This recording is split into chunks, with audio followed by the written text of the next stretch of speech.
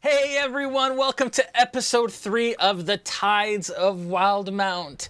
We are now currently live on the DnD Twitch and on the RealmSmith Twitch, and we just want to welcome everyone and thank you, as usual, for being your preferred entertainment experience of the apocalypse. That is now my ongoing byline as we go. I just want to welcome all of the players to the table. Today we do not have any guests. This is our core group of players. Everyone say hi! Hi!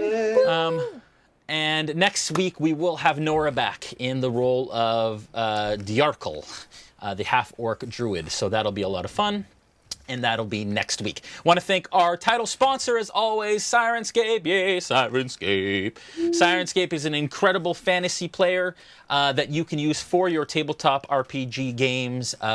They have incredible sound sets that you can check out at www.sirenscape.com/RealmSmith. If you go to /RealmSmith, then they know that we sent you there. We get a little nod and it helps us out and all of that kind of stuff. So it isn't a bit of an affiliate thing. So definitely go there and you can get stuff for free. You don't have to even subscribe. You can just go there and check it out. A lot of the things that we do are free on there and that we use. The sound set that you're hearing right now and that you will be hearing throughout this session is called High Seas. So check that out at sirenscape.com. Thank you to our product sponsors as usual, WizKids, as always, for a lot of the terrain and the miniatures that we have at the table. Dwarven Forge for a lot of the terrain that we use as well. Hero Forge, who is our new mini sponsor. Our new minis are on their way. They are actually in the mail as we speak. I got a tracking number today. So we will have those painted up as soon as we possibly can. Hopefully I can paint them this week and we can get them on the table for all of our player characters. We're also not only just getting our minis, we're getting the initiative tracker versions that will go on top of my DM screen to help keep track of initiative, which is really cool. And then Jordan, who is printing them for us in Toronto, because Hero Forge isn't printing minis right now in enough time or quick enough for us to get them. He has actually donated a foot-tall McGill statue to Honor Todd, which will go somewhere here in the studio, which I'll be painting up as well, which is awesome. So we want to thank Jordan for that and for all the awesome service that he's given us for printing all of those miniatures. Mythroll Armory, who is our official dice sponsor for this season and for last season. They have these incredible little dice spinners that are an alternative to dice. You can check them out at mythrollarmory.com. They kicked butt on their Kickstarter not long ago, and it was really, really awesome. And we're very, very proud of them. Mythroll is Dave and Joel from our team. So we're super excited to have them there and have them a part of it. And then, of course, our brand new sponsor, and Matt Lillard was on the stream last week to kind of announce it and play with us, is Beetle and Grims. We're really excited to have them aboard. Visit www.beetleandgrims.com to check it out. They have these premium boxes, which are incredible, and we're super, super happy. We also have brand new mods, which we're really excited about. Shadster and Prometheus Bound are our brand new community mods. They will be in the chat all night. They will be taking your questions as you ask them. And in the break, we take questions as we take a bit of a bio break and kind of reset anything that we need to set in the studio. And then we come back, which is also very, very awesome. If you want to follow us or subscribe, this little potion bottle here should blink. It didn't last night for some reason, but it should do it tonight, I hope. So if you do that, you'll see it go off from time to time, and that's exactly what's happening. If it doesn't go off, then it's broken, but we thank you and appreciate your follows and your subscriptions anyways, because for some reason we're having an issue with it as of late. I also want to thank our producer, of course, Julian in the back room, and Josh, who is my hands in the studio for all of our mini needs, which is awesome. Go Team RealmSmith. Go Team RealmSmith, which is growing every week, and we're super excited. Nolzur's Marvelous Tutorials. Last night I painted the Tabaxi Rogue, which will be featured tonight as Captain Three Earrings. And we're super excited about having that show and being able to share those tutorials with you guys and painting through the D&D Nolzur's Marvelous Miniatures line by WizKids using Vallejo Game Color paint. And of course, tomorrow night, 8 p.m. Eastern, 4 p.m. Pacific, not 4 p.m., 8 p.m. why did I jump? 5 p.m. Pacific, we will be doing Behind the Screen. Stop, David. I see that. Which is your spoilerific... Oh, it is working. Look at that. Which is our spoilerific look into the behind the scenes of what we do at RealmSmith. So if you have any questions about why I made certain decisions, about what happened in tonight's session, or anything about Into the Mist, or anything about RealmSmith in general, join us tomorrow night and you can ask your questions. It's a big Q&A session and it's a lot of fun and we are good to go. All right. If you like what you see, please consider following and subscribing, both on the D&D Twitch and on our Twitch. And of course, a big thanks to Dungeons & Dragons for having us on their channel on a weekly basis. We love them very, very much, and we are super thankful. And consider making us your Twitch subscription. Because it helps us do what we do. It doesn't cost you anything extra, but we've been getting lots of Twitch subscribers, Twitch Prime subscribers, and we really appreciate you using your Twitch Prime subscription for us because, again, it helps us do what we do. Also, remember to clip memorable moments from the stream in Twitch. You can use this clip tool because we go through those afterwards and we send them to Dungeons & Dragons for D&D news. So your clip could be chosen as the clip that they will be using in tomorrow's episode of D&D News with Greg Tito. So I think that is all. Guys, how's your week doing? You guys okay? In a good week, Jet. During the craziness that is happening in our world today. It's nuts. This is how my week is. Right there. Already drinking. Fun. It's just water. Yeah, it's apple juice. It's apple juice because we don't want that mature rating, Melanie. It's apple juice. It's apple juice in a more adult cup. Yes. Yes, because nobody puts ice in that other stuff. Who would ever do that? Who would put no? Duh. Oh man. All right. Well, if you guys remember last time, it was madness on Flora Isle, which is just south of Palmaflora, a village on the Menagerie Coast. You guys were enjoying some nice, much-needed vacation. Some of you, some respite from some difficult times in your lives. And you were having fun with Delroy on the beach and watching the Sharp tournament when all of a sudden the island was attacked by Sahuagin, who are fish/shark-like creatures who ascended out of the abyss and attacked the island. As the island started to sink, you left just in the nick of time. Some of the people who were at the resort ended up being refugees who have moved to the ship. You guys got on the ship at the last minute as the island continued to sink. And you guys are currently resting. You guys got on board. Last time at the end of the episode, I did a dream sequence to get a charm to honor Todd, who played McGill. We're going to retroactively change that a little bit. I'm going to say that you guys got on board. You guys are doing because it's about 2 o'clock in the afternoon. You guys are having about an hour to 2 hour rest. The captain has actually offered you guys the officer's cabin, which has 6 beds in it. 1, 2, 3, 4, 5 beds in it. And that is not for Plunkrawk or Snow because they are considered crew at this point. But the rest of the characters get the officer cabin, and it was a thank you for helping the merchants aboard the ship to survive for them. to survive everything that happened.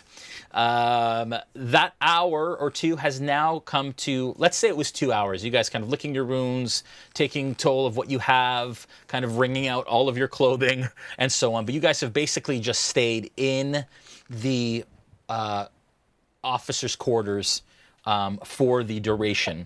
That is on the main deck, just under the forecastle. Currently, Bolt, Aella, Gaziel, and Bacalhau are all in that room together. You all have basically what are cots, or hammocks that are suspended in that room. We can bring up that map, the camera there now, Julian, to show what is going on there. You guys are just hanging out. Master. You're resting. Yeah, one sec. You're resting, and you guys have now. You feel a little bit more rested, and you're ready to potentially venture out into the rest of the ship. Yes, David. I'd like to retroactively decline the offer to sleep in the officers' quarters and just tuck myself under the stairs if possible. Okay, fair enough. Let's move him to the stairs, Josh. Thank you. All right. Do you have a preference of which sets of stairs you'd like to sleep under? Nope. Okay, just no, I just shove don't them under think I whatever. would feel comfortable in those quarters. Okay, fair enough. All right. The rest of you, you kind of look around. Some of you may have taken a quick nap. You're all a little sore, kind of stretching out the knots in your back, and just reflecting on the horror that just transpired. What do you guys do?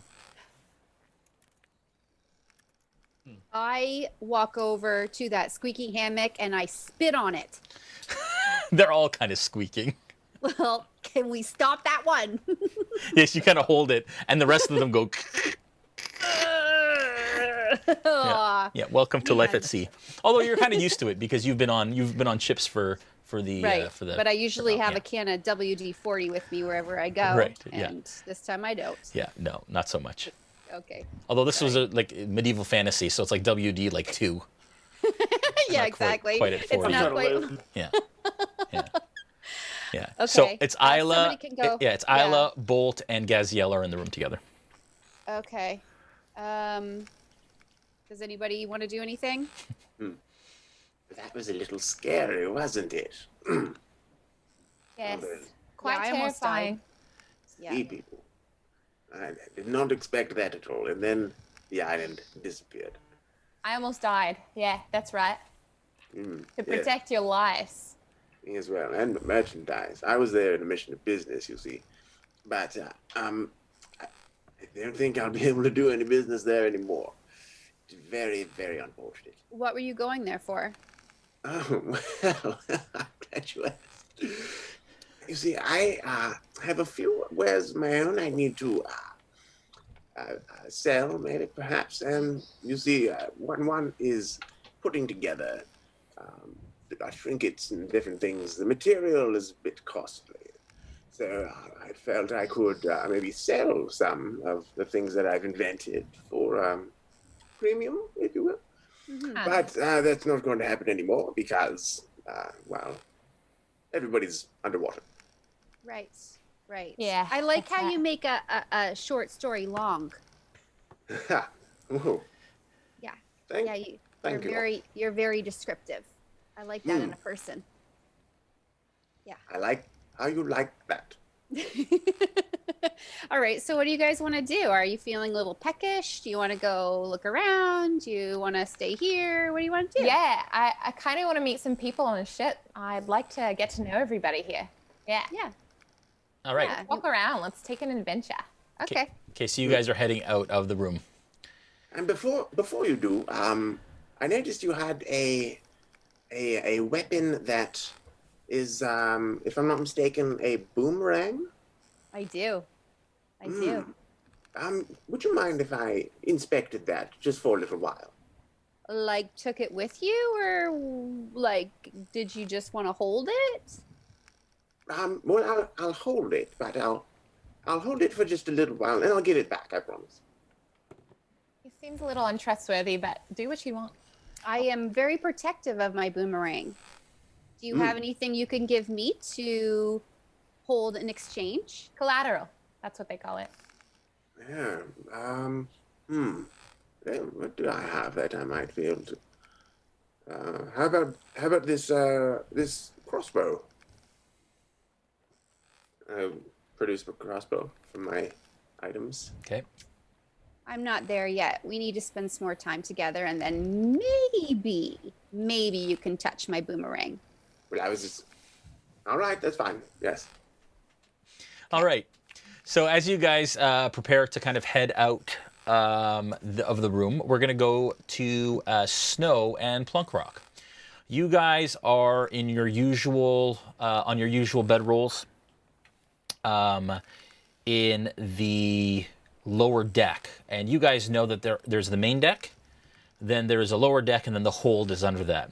The lower deck also doubles as a hold as well, and so there are crates and boxes that are interspersed amongst this area as well. You both have bedrolls closer to the back of the cabin, of the lower deck area. And this is basically, the lower deck is where everyone just kind of, all the rest of the crew kind of set up their bedrolls and their sleeping areas. And they kind of sleep in and amongst the crates and the boxes and kind of make their way, make themselves at home in that area. You do see Borth sitting at a table in the middle of the room, and he's actually playing, as you know, he loves games of chance. He's playing a game of chance with, and you think maybe it's a card game, with the orange-haired boy and, who else is there? And Delroy, actually. And they're kind of whooping it up. The only other person in the room is there's one of the other crew members at the far end of the cabin securing some crates. Okay. So can I tell what Borth it down is just playing? a bit because it's up a bit because it's showing. Give me a perception check. Just make sure it's not being covered by the other stuff. That's a 14. With a 14, you know that he likes a game called, it's the equivalent of what we would call Go Fish. Okay. On his next request for a card, Yeah. I'll prestidigitate his requested card so that he gets it. Okay, so that would require changing one of the cards in one of their hands? Yeah, so it'll be either he gets the card from the pool of cards, which is in the middle, or when he requests it, the other person just will have it. Right. I'll transform the card into the one that he's asking for. Okay. What's the range on Prestidigitation? Good question. It is. I think it's 10 feet. Yep. Yeah. So you're right now about 20 to 25 feet away. Okay, so behind some crates. I'll walk up behind him without really him noticing, kind of staying a little bit sneaky. Okay, so you're on the other side of him there. You can see that you're on the bottom right of the map there, where Josh is pointing to, and Borth is on the left of the table. The other guys are on the right. So he's on the opposite side of the table. Yeah, so he's facing you. Yeah. Okay, so I'll come up close and like watch the show. Sure. You know what I mean? Like watch them having fun. Sure. Okay. Okay. And then when he's requesting it, I'll cast Prestidigitation on one of the cards. He says, "I would like a 8 of hearts." I immediately cast Prestidigitation to put it in the right, the topmost from our map. Yep. The topmost player. And I'm assuming it does have a verbal and somatic component? It has a verbal and somatic Okay, component. I'd like you to make... Yeah, go ahead. I'll go, and just point to the card's hand, to the hand holder. Okay, give me a sleight of hand check as you do your somatic movement. Okay.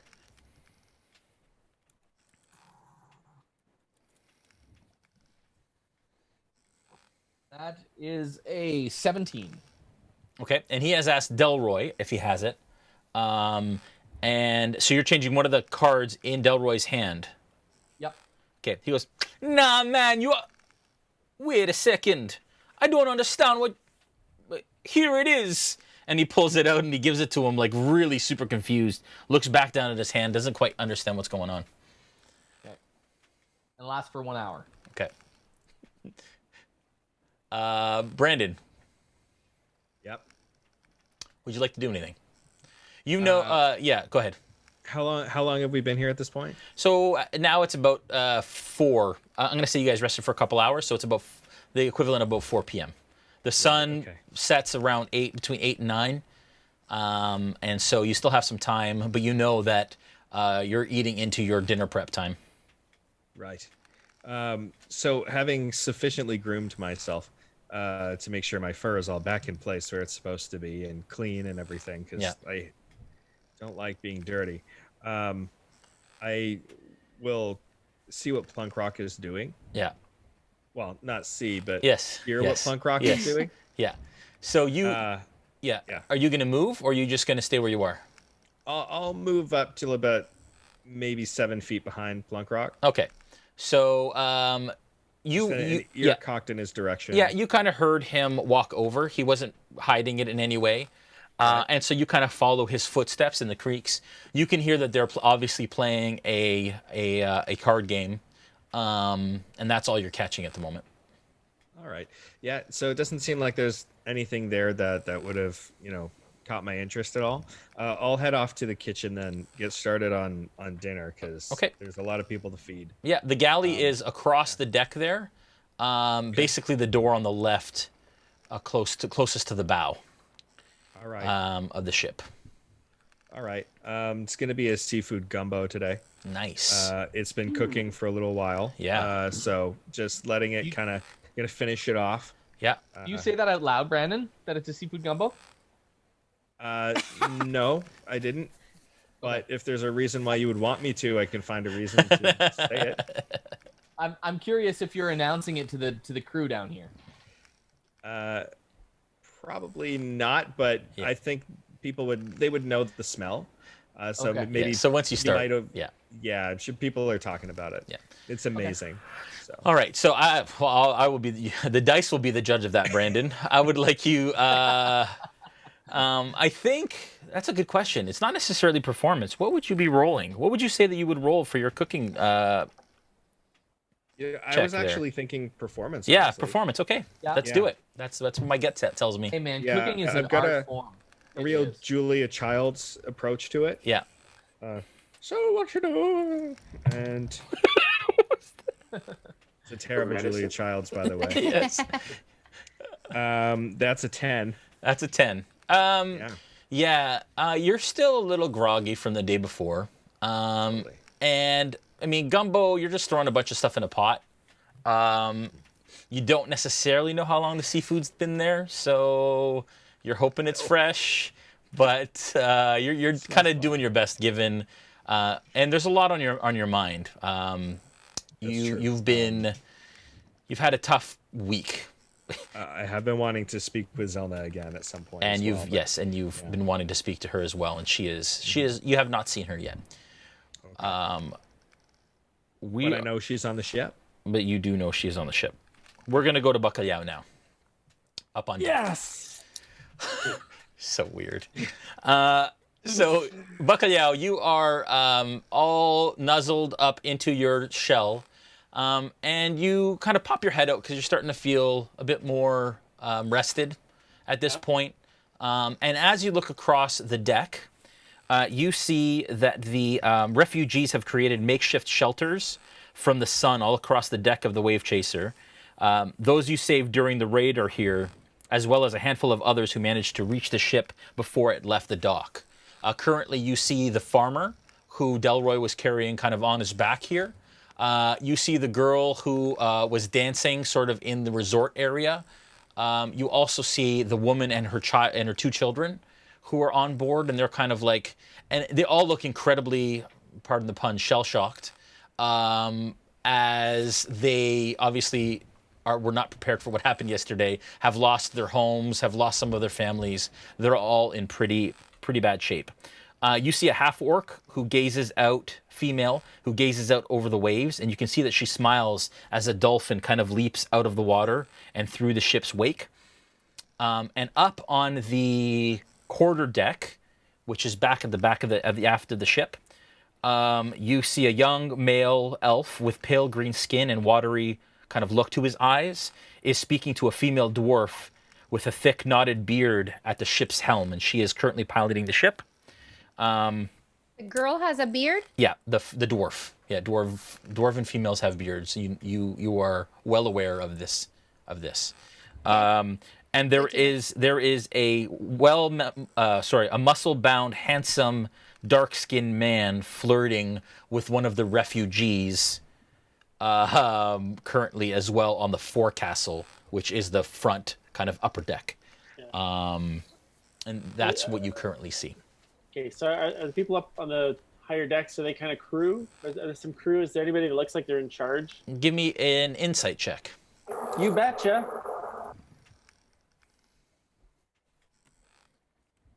It'll be a 21. Yeah, with the 21, you can tell that the person piloting the ship and the person beside her are definitely crew. There is another crew member actually on the aft deck that is definitely a crew member, and he's kind of looking up at the sails, and he's communicating. And you look up actually, and there's another crew member in the crow's nest on the aft sail. Yeah, and talk to that guy. So I want to make my way over to that guy. So as I walk by all the refugees, I'll just say, "Good morning, hello, nice to see you." Make my way to the back. And they all kind of like look up at you wide-eyed, kind of like almost empty, glazed over sort of expression, still in shock. Shell shock. And I'll say to this guy, "Hello, I'm looking for snow." This human sailor, who's actually missing his left hand and is replaced with what you would imagine would be a hook, is standing there, and he kind of looks up down at you, and you can tell you've taken his attention away, and he says, "Aye, what'd you say?" "I'm looking for snow. I like your hook." Thanks. The blind guy, the blind tabaxi, is that what you're looking for? Have you seen him? Yeah, I know no. he hasn't seen you. No, he's probably in the galley.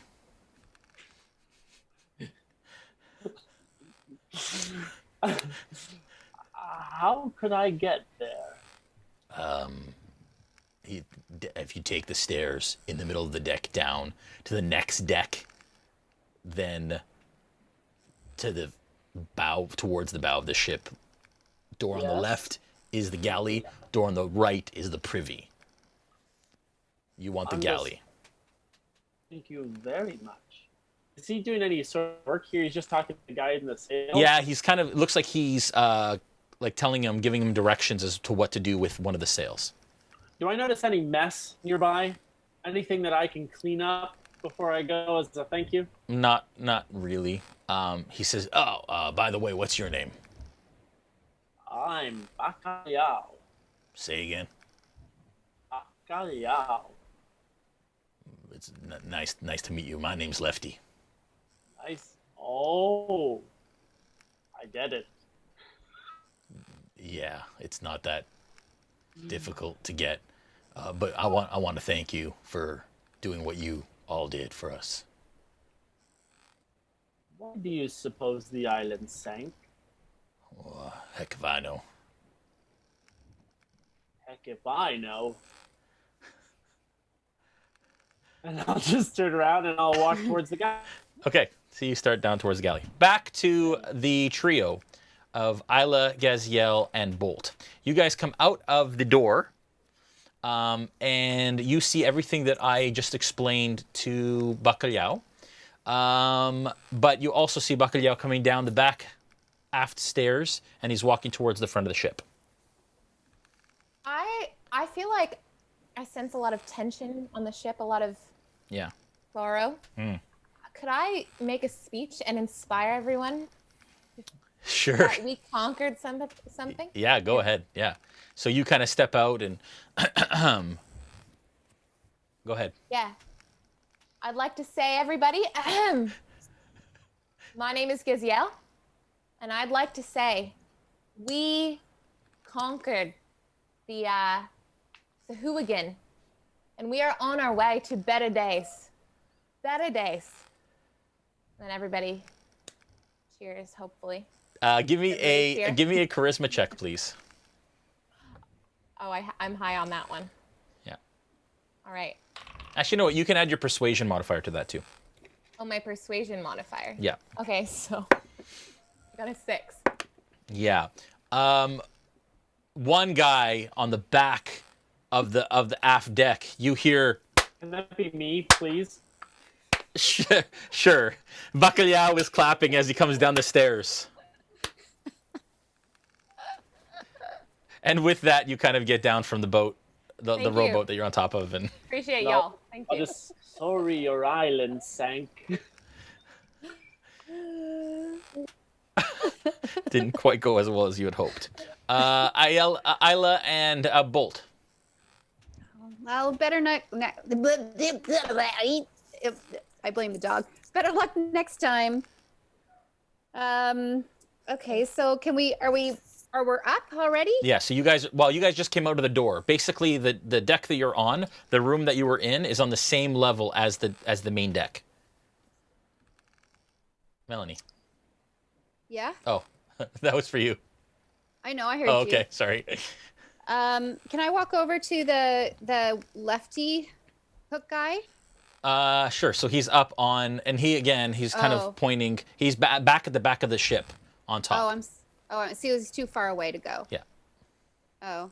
Okay. Well, not too far away. You can go wherever you want. Okay, so I want to walk over to him, and I just want to ask him if he needs any help with the sails. Okay. Hi. Hi. May I The help conversation here is just intriguing. Thanks. Would you like any help with your sails? I think we're okay. We're just retying one of the lashes. We're fine, thank you. Okay, well then I just turn around and I shrug my shoulders because that's not at all what I wanted to happen, and I just walk back to my friends. Okay, and you do recognize what you know is a sea elf who is standing beside Heidi. Sorry, you don't know, the dwarven woman at the helm. You do recognize her, and you do recognize Bacalhau and some of the other refugees, but that's pretty much everyone that you recognize here on the deck. All right, so I want to. Oh, go ahead. Yeah. Yeah. So we're anything you want to do, Bolt, on deck? I do want to go downstairs and see if I can find where any cannons might be. Okay. So you did notice that there weren't any cannon ports on this ship, even though there are on the model.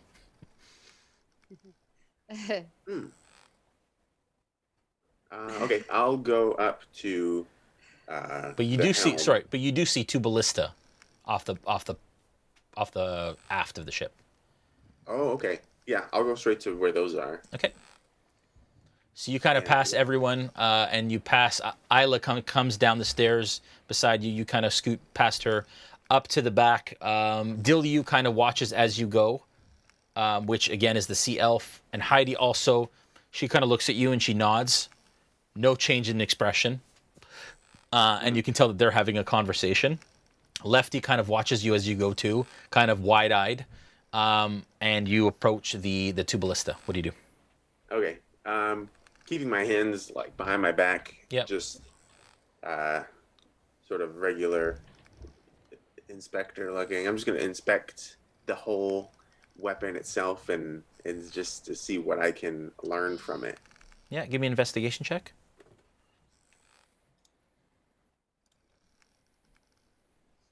Investigations 14. Okay. What are you trying to glean from it? Just to see how it works, how it fires, what kind of ammo it uses. Yeah. So it's a standard ballista. You're kind of familiar with them. They are like large, massive crossbows. They have this almost like a rope that is pulled back, and there are typically large, almost like harpoon-like bolts that are placed in them, and they fire. But you don't see any of the ammunition here currently. Okay. Can I just turn to Lefty? Yeah. And I'll say... He's getting all the attention. Excuse me. We're just trying to fix a sail. Yes. Okay. Carry on. I'll go to whoever's next to him. Is there someone? Yeah. So right beside him is a dwarven woman who has a long braid in her beard, and she is piloting the ship. Right beside her is a green-skinned elven character. Okay, I'll ask the green-skinned elven character. Yeah. Excuse me, just a quick question, if it's all right. Yeah, but yes, but of course. And just gesturing back towards the ballista. Where do you keep the ammunition for these weapons? Why do you ask? Well, I'm a bit of an inventor myself, and so I was just looking to see if there's any sort of, I don't know, anything I can learn from these massive weapons. Very impressive, aren't they? Yes, they are. We keep them in the armory hold. They're locked away in the armory. Locked away in the armory. Yes. That makes sense, doesn't it? Yes, well, but of course. Right, well, I'll let you do whatever you were doing. Yeah, we were just having a conversation.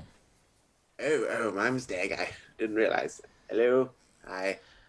Again, this dwarven woman kind of looks at you and she nods sternly and goes back to piloting the ship.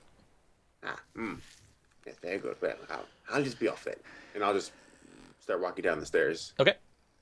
All right, back to Snow and Plunkrawk. They finish their game. Both goes, oh, well, that was fun. I win again. And I'll just do a little cackle from the corner. You are a strange little one. I'm trying to channel Matt Lillard. It's difficult. He's one of a kind. Fine. So then I'll pull back to my bedroll and I'll just start playing a tune on my uke, on my lute. Okay. My lute. Okay. Okay.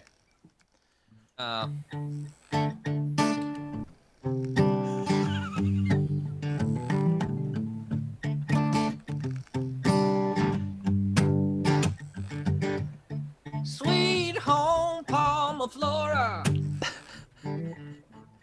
where the skies are so blue. Sweet home Palmaflora,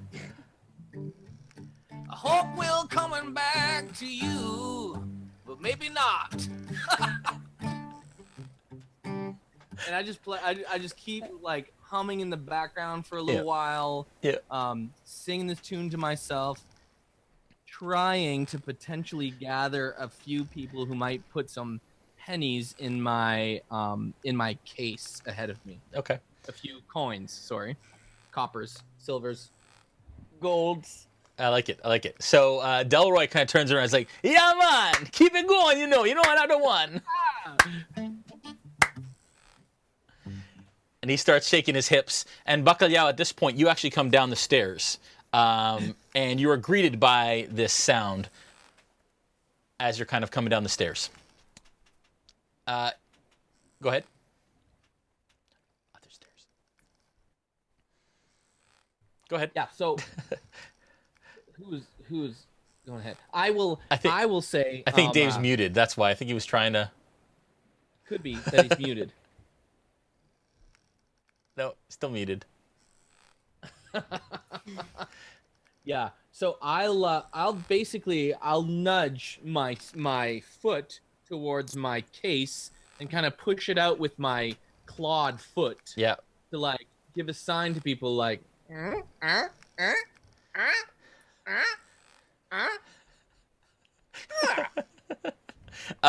So currently it's only Borth and the other two. Borth looks at him and goes, well done, lad.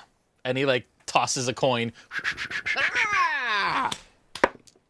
and gets it right in the case. Dave, you back? Nope. Still not hearing you. Yeah. Bacalhau comes down the stairs. But he's currently drowned out by your singing. And he kind of turns towards you, and this is going to be fun, actually. He comes down and he starts to dance, and he pops his head out in and out of his shell, and just like really kind of like as you play. I just stopped plugging my headphones. Oh, there you go. So what do you do after you start dancing, David? Okay, I'll dance for like a moment. Yeah. And as he's singing, I'll just kind of interrupt and say, "Hey, have you seen snow? Excuse me, I'm looking for snow." And if he doesn't stop, I'll just keep going. Yeah, so Plunkrawk shakes his head. He doesn't know. Borth says, "Aye, lad, don't you smell that? He's in the galley." Oh, thank you. Heck if I know. And he points behind you to the door. I'll walk towards the door where the smell's coming from. Okay. But I want to make sure I use heck if I know, because I just learned that phrase from Lefty. Right. Got it. Okay, so you enter the galley, and Snow, you hear the door open behind you, and in walks Bacalhau. Yes, who is that? Good morning, friend.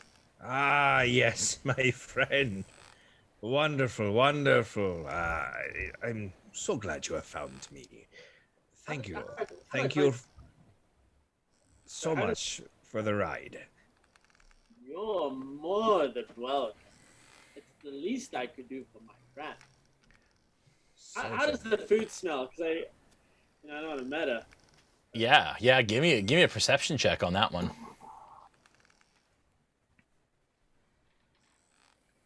17. Yeah. With a 17, quite good. Quite good. Yeah. That smells amazing. I didn't know you were such a great cook. Thank you. Well, I had to ply some sort of a trade to pay my way on this vessel. There's a reason they keep me around, and this is pretty much it. You didn't, by chance, happen to keep any of that giant crab that we killed, did you? No, I haven't bought any pockets. I appreciate it, and I suppose I understand. Wait, no pockets? I don't wear much. I wear these cloth, which holds up my belt, which holds up my component pouch, but that's about it. I wear a shell, so I don't need clothes. A shell. Interesting. What sort of shell is this? But Turtle, you were on top of me. Right. Yes. That's true. I suppose it's, it's been a very long couple of days. Well, anyway, I'm fascinated. You don't need to wear clothing. Don't think I need to. I've never worn clothing. Well, I don't hear gasps from people when you walk in the room, so. How do you choose what to wear? Well, I have many ways of being able to tell my clothing apart. I sometimes will use pins in the shoulders, so I know which item to match with what. But for the most part, I tend to wear many of the same things day to day. How do you know? Well, look around my kitchen here. Take a look at my kitchen. See, look at my spices over here. Do you notice that each of the containers has different numbers of twine tied around? See this one? This is salt. It has three strings of twine. Yes? Yes, and over here is the pepper. It has 2. And so on. You look around my space, everything is in its place, yes? And everything is marked so that I can tell it apart. The same goes with my clothing and all of my items that I carry on my person, yes? Very impressive. Well, thank you very much. I must say that you are very impressive as well. I don't usually trust people right away, but with you, I trust you, and I cannot rightfully tell you why. Would do anything for my friend. You're my only friend. Well, perhaps that is why. Can I tell how honest he's being? Give me an insight check. All right.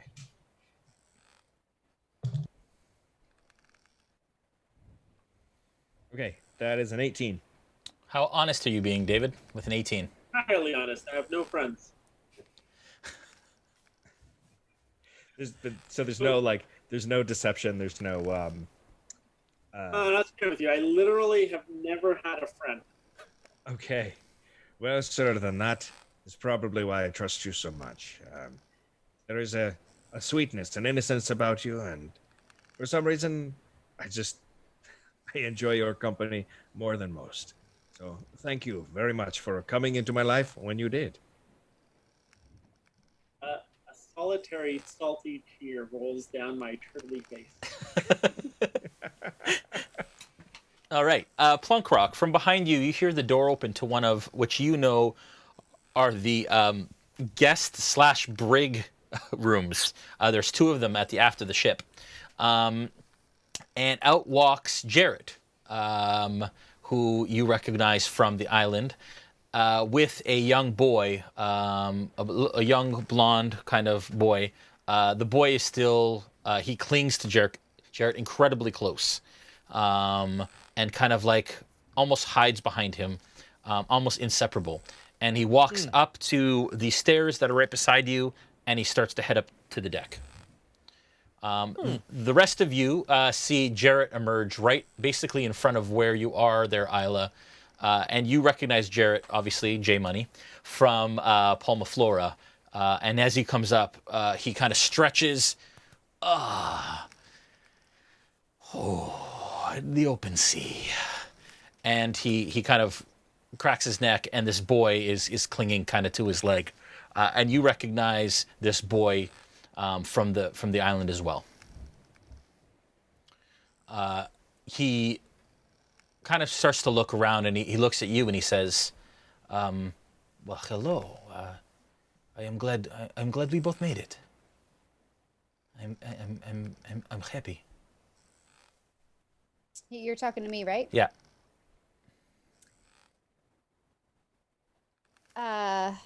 Hey, Jarrett or Jared? Sorry. Two T's. People are going to hear me. Two T's. Hate me. Aella, hey, Jarrett. right? Yes, I'm Aella. I couldn't forget. Did you know you have a little boy tied to your leg? Yes. This is Gregory. He lost his parents back at the island, and I have taken it upon myself to take care of him until I can find him a home. That's really cool of you. It's the least I can do. Should we go find him somewhere to rest? We have a room downstairs. He's been resting now. He wants to see the ocean. Okay. Well, do you want to go and explore the ship with me? It's possible. I am actually looking for the quartermaster. Do you know who that is? No idea. Should I know? Give me an insight check. 13 and 3, 16. Yeah. So as a 16, you spent a lot of time aboard ships, and you've noticed that Borth has been kind of functioning as what you imagine a quartermaster would be. All right, I know who that is. I can show you. Oh, why, thank you. All right, so then I go and walk up to... Okay, so you don't see Borth up here. You guys head under deck, basically to the lower deck, and you see that Borth is standing at a table. Delroy and the other teenage boy have now gone up deck. So basically they went up when they came down. Yeah. And Borth is standing at a table, and he's putting away some cards that he's playing at the table. And he says, "Aye, Blue One, how are you, lass?" And I know him by his name. You've heard his name, yelled and screamed, but you guys haven't had necessarily a conversation since all of this went down. All right, well, I get really excited, though, and I'm like, Borth! And I lift my hand up, and a gust of wind blows all the cards off the table. And I'm like, oh, shoot, sorry. I get overly excited. Oh. Dilio, come clean this up. I'm sorry. It's okay. I wanted to introduce you to my friend Jarrett. Yes. And the little kid attached to his leg. I can see that. Yeah. And Jarrett walks up to him, and he says, Borth, may I have some time to speak to you about something? I seek something that I believe came on this ship to Palmaflora that I would like to purchase. And Borth says, well, of course, come with me. And they kind of start to walk off kind of to the back of the ship. Can I follow them like secretively? Yeah, give me a stealth check. Yeah. I want to hear the conversation. Yeah. Oh, well, it's only a 7. Okay. So, I mean, the floorboards are really creaky here. But you kind of like come back and Jarrett kind of looks back at you. And you stop, but you stop kind of, so they're just going to go back to that room there. No, like not in the room, but just the back of the hallway. Yeah. And they're going to chat there, and you can put her kind of around. So you kind of dip around the corner, and I'd like you to give me a perception check to see if you can hear what they're saying. Okay. Hey, Jay. Yep. Just while Jarrett and Gregory were still on the top deck, yeah, I would have heard him introduce Gregory and what happened to his parents. Yeah. Yep, you would have. From where you are, where are you? Yes, you're on the top. You were coming down, I guess, the stairs as that was happening. Sure, you heard that. Yeah. Yep. Okay. And sorry, guys, feel free to interject in turns. I'm kind of like just focusing on parts of the ship. But if you guys want to do certain things, don't wait till I come back to you necessarily. You guys can feel free to interject. Go ahead. I'm just going to stay on the top deck and look for any kind of tiny, small item that I can kind of take. Take. Okay. Give me an investigation check. Okay. While he's doing that... 21. Okay. With a 21, you see a little pile of, they look like shipping nails. So like little, they're sharpened on both ends, kind of like a cribbing spikes, over by one of the masts on the ground. Okay. And they're about maybe 4 inches long. I'll go over to them. I'll pick one up and I'll put it in my pocket and I'll go below deck all the while, sort of tinkering with it. Okay. Okay. Nobody seems to notice. So Bolt, you're coming below deck? Yeah. So you seeing all this Plunkrawk. So you saw Aella to your right, who kind of stopped, and she's kind of standing by the wall, pretending like she's not listening, but you can tell she's trying to listen to the conversation that's happening down the hallway. And Bolt, you saw Bacalhau go into the galley, the door closed behind him, and then Bolt's coming down the stairs at this point too. Okay, so I'll just follow Bolt. Okay, the other stairs. And then you follow. You'll follow Bolt. Okay, so Bolt comes. He comes down. He's like basically right beside you. Yep. So I'll be like, ow, and then I'll pull my fist to my mouth. Yep. And point to him and go, oh, what are you doing? And cast message. Yep. And you hear this voice. Oh, it's you. Would I know what direction Yeah, give me a perception check on that. Yeah. Perception. 13. Yeah, with a 13, he's right beside you, and you can see kind of him point at you, and then he does this thing, and you can tell that he's trying to communicate with you. Okay, so I'll look over and hello. Yes, it's you, isn't it? I'm just putting together a little something, I don't know, just a little something. Just a little something. I'm putting together just a little something. I'm putting together just a little something. What? You're very good at that, aren't you? Oh, you're very good at that, aren't you? You're very good at that, aren't you? You're very good at that, aren't you? I don't know if you're just copying me or complimenting what I'm doing. Complimenting what I'm doing.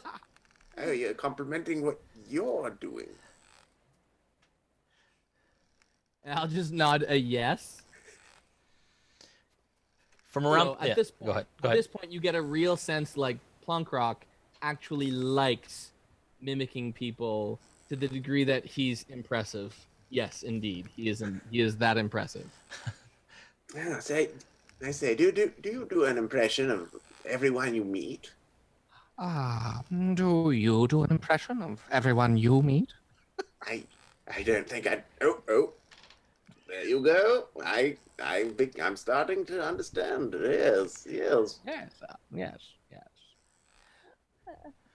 That's very good, actually. Very good, actually. Question: what's the hardest impression that you do? Jerry Seinfeld. That's a joke. No, hardest impression that I do. What's the hardest impression that I do? What's the hardest impression?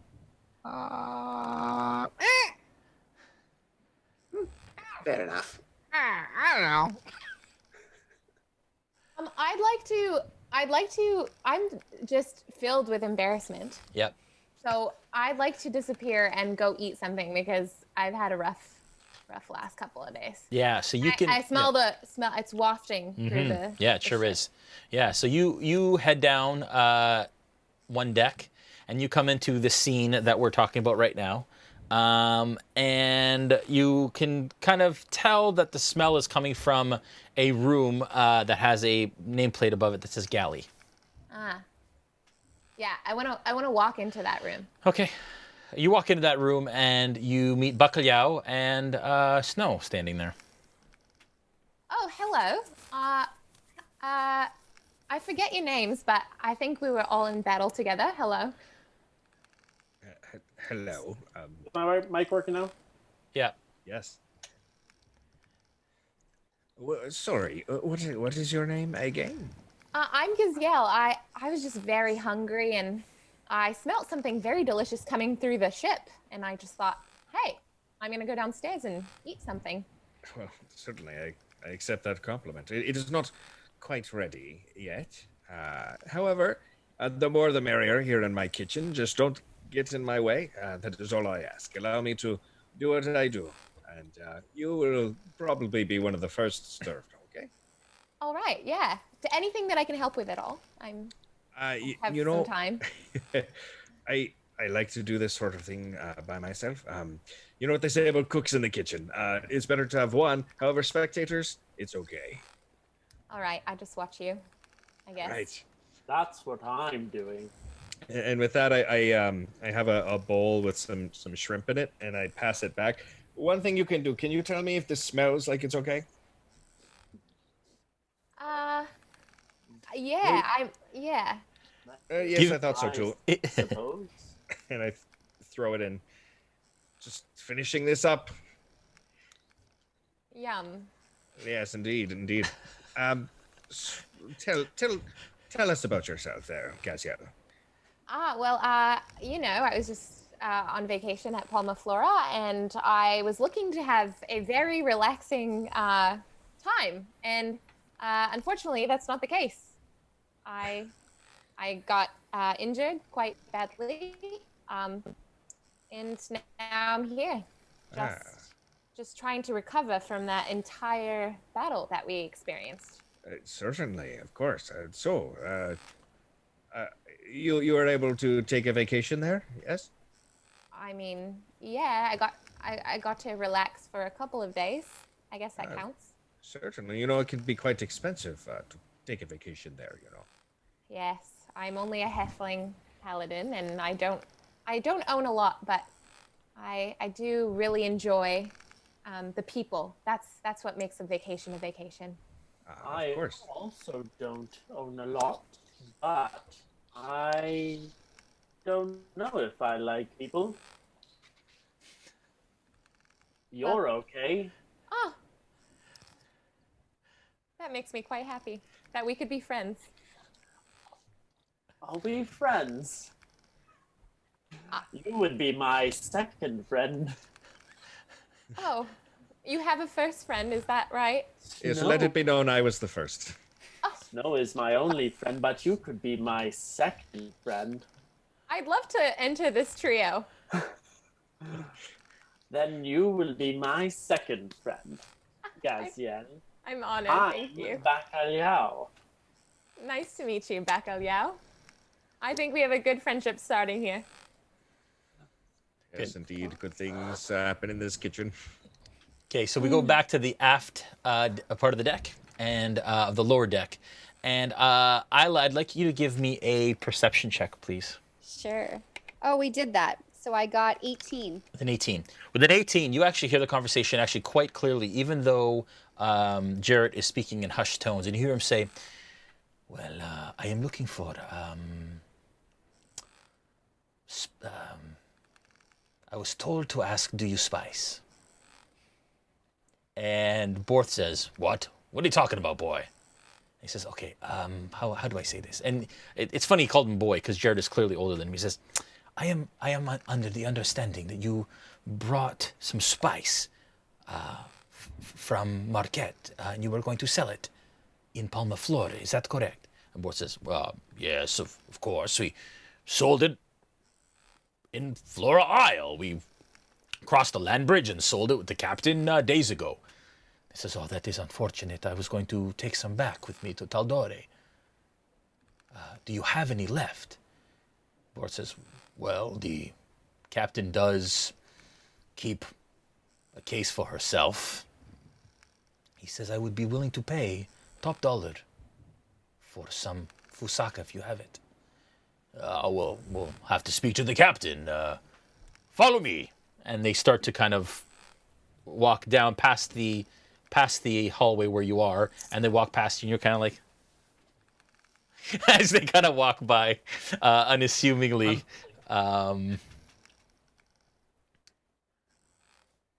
Okay, so I'm perplexed by this spice thing and why anybody would want to have spice. Yeah. And I just kind of pin it in my brain, and I just walk away, and I want to walk to where more people are. So bring me to where more people are. Yeah.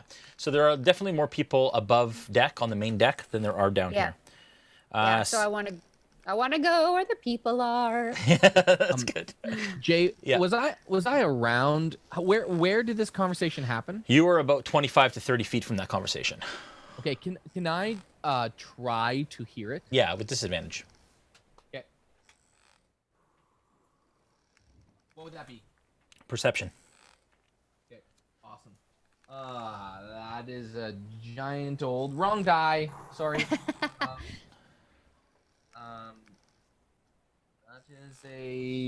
That is a 15 plus perception is 4, so 19. 19. Wow, with a disadvantage? Oh, sorry, forgot to roll the second time. Crap. 18. Wow. Okay. That's good. Yes, you actually heard most of the conversation. Okay. I want to commit to memory. Yeah. The phrase. Do you spice? Yes. Okay. All right. So they go right up to the stairs, and they go straight up the stairs where Bolt, you are currently at the foot, and Jarrett, this little boy, and Borth head up to the main deck. You also head up to the main deck, Aella? Yeah, please. Okay. Yep. Can I stop Gregory on his way? Yeah. So you say, what do you say? I'll stoop down on one knee and I'll say, may I just have just a quick moment of your time? Hi, Bolt. Hi. Oh, yes, it's very good to see you again. Yes. I was very sorry to hear about what happened. Me too. I was around your age, you see, when I lost my family, and I thought this might cheer you up and might bring you some joy in these hard times. And it is one of the nails that I have used magical tinkering on. Yep. To cause it to glow. Oh, cool. In a 5-foot radius, and then dim for additional 5. And so it's like a glowing nail. Wow. How did you do that? Yeah, so well, I just a few things you learn along the way. But don't worry. A few things you learn along the way. Yes. Anyway, yes. Hopefully, it brings you a little bit of light in these very dark times. Oh, thank you so much. And you can see that he's kind of, when it distracted him, this brilliant light, and he walked. Jarrett continued up the stairs, and he kind of notices Jarrett just going. He's like, thank you, Bolt, thank you, and he runs up after him. Careful, it's sharp. It's a little sharp. Okay, good. Oh, good. Goodbye. Nailed it. All right. So you guys go up. Most of you are up deck now. Bolt, Plunkrawk. Anything you guys want to do before we move on? I'll just stay by Bolt. Okay. Bolt. Yeah, I'll just have a seat at that table and sort of think about the good I just did. Yeah. Good. Okay. So you guys just hang out together. Okay. The rest of you kind of are up above on the upper deck now. The kind of well-muscled dark gentleman is at the bow of the ship, and he's looking out on the waves, and you can see he's got a map, and he's kind of contemplating something. He kind of folds it up, kind of puts it at his side. There is the half-orc. She's still kind of looking at the dolphins that are jumping in and out of the waves on the side of the ship there. And you can tell she doesn't know the crew. She's part of the crew, but you can tell she might be new. Is kind of the perception that you're getting from her, Aella. Farmer Bill still kind of sits up against the boat that is the rowboat that is in the middle of the deck. Dilyu and the sea elf and the dwarf are still at the helm, and Lefty has now left. And he is no longer up there, and neither is the other crew member yet. And up walks Jarrett, Gregory close behind him, with Borth. They cross the deck, and they go in through the door at the front of the ship. Sorry, at the back of the ship, sorry. The aft door that leads under the quarterdeck. And they close it behind them. Any of you do anything? No. Go ahead. Oh. Yeah. Okay. Sorry, go ahead. So Jay, I've passed a note over to Bolt. Yeah. I've written a prepared statement. Okay. And I just pass it over to him, and on it says something. Could you say that out loud for me, Adam? It's on. Oh, where am I seeing? It's in the chat there. It's in the chat. Yeah. Okay. Okay.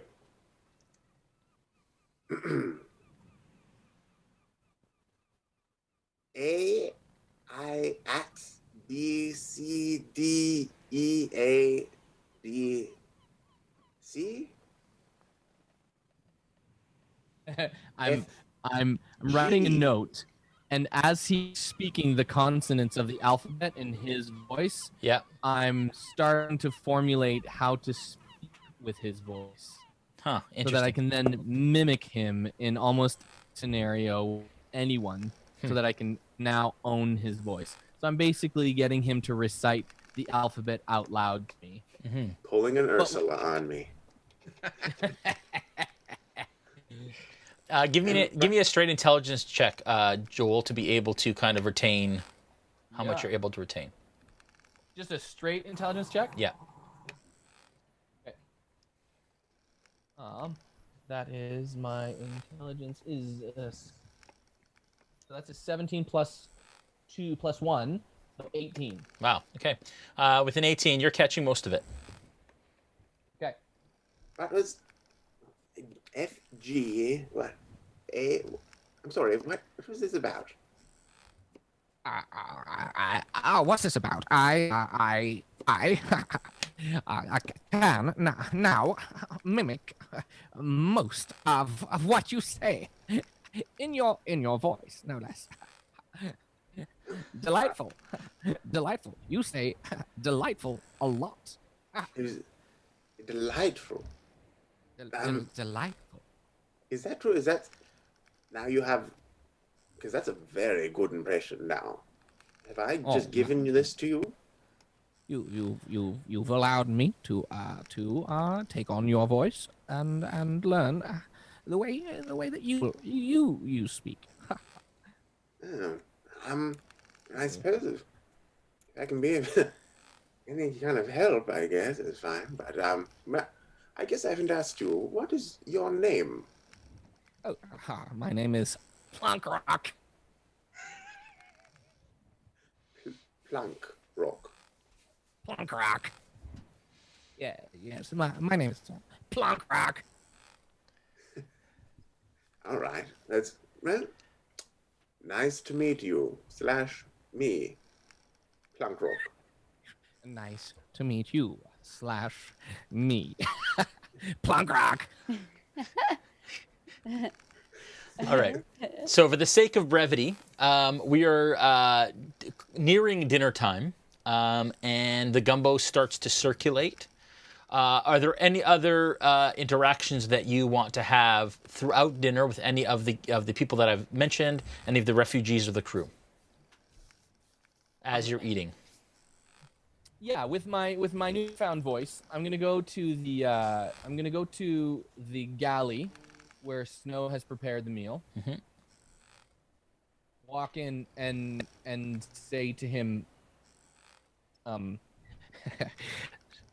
Snow, yes, I was wondering if you had the chance to tell us perhaps what this adventure is all about. Why are you on this ship? Why were you on this ship?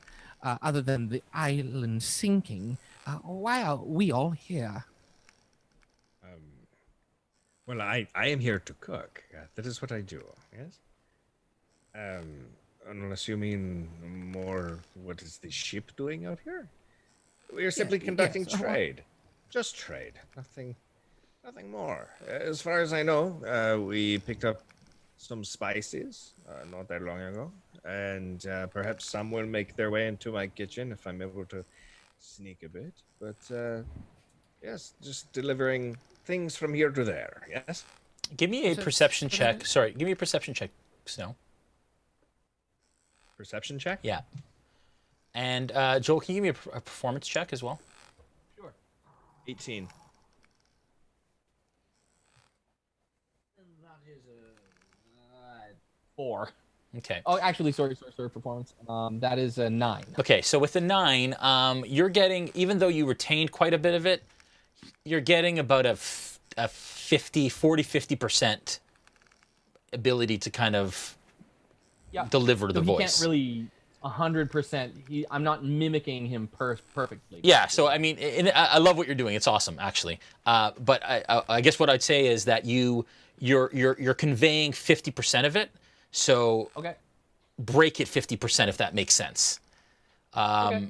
And then Snow, you realize that at first it sounds like Bolt has walked in, the Dragonborn, but all of a sudden it's coming from much lower to the ground, and not quite, like almost like, again, a little broken in its sentence structure. That's so cool. And you're not quite sure what's going on, but you can tell it's not Bolt, but you know it's somebody who's trying to pretend that they're Bolt. I'm not sure I've actually spoken to Bolt yet. If I remember right, I don't think I've actually met Bolt yet. However, I think I did hear him speak maybe at one point. We were on the same team during the tug of war. Yeah, that's true. We were. Okay, that's good enough then. Yeah. Yeah.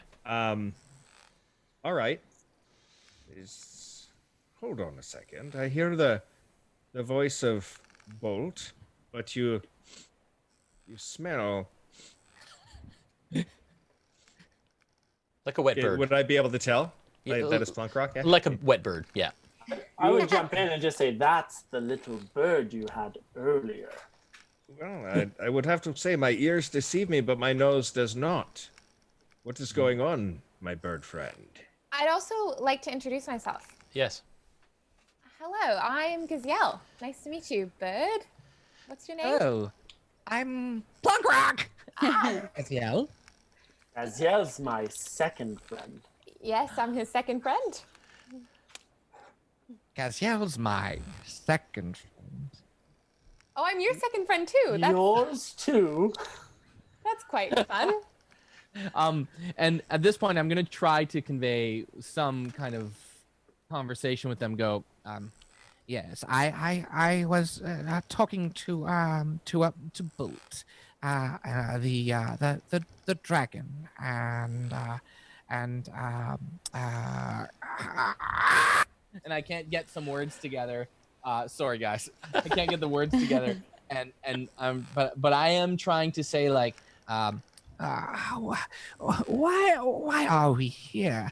What is our purpose? What is it that we are all meant to do? Well, that is a very existential question. I was going to say the same thing. Yeah. If I know.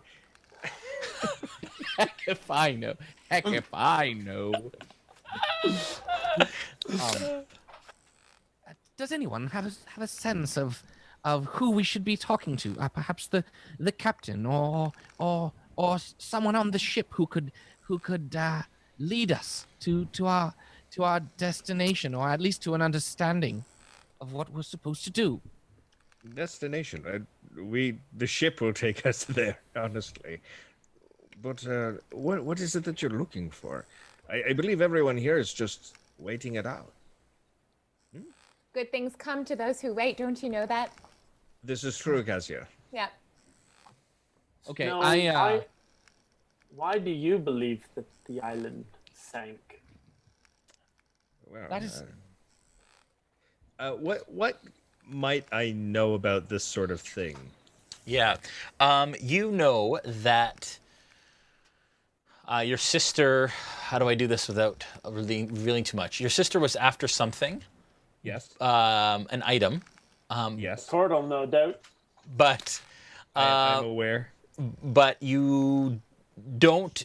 You know that it wouldn't have caused what happened. That they seem unlinked. So you're not actually quite sure why it would have sank.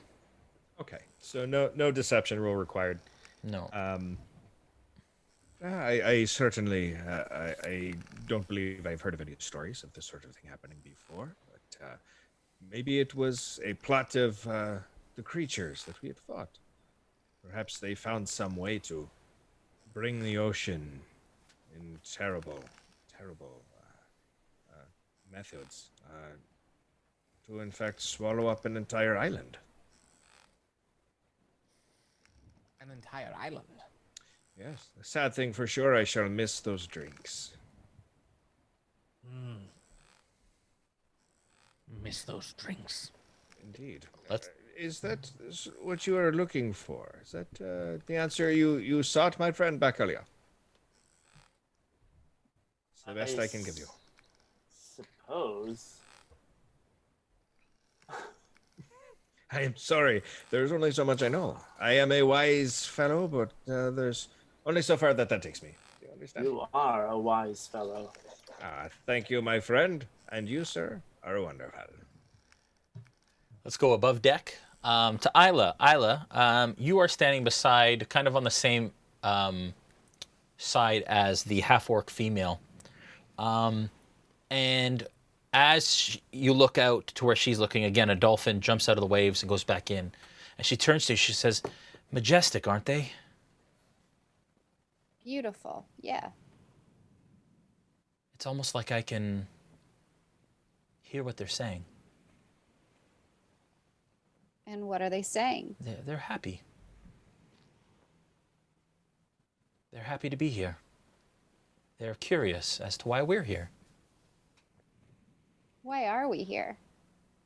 That's a good question. What is your name?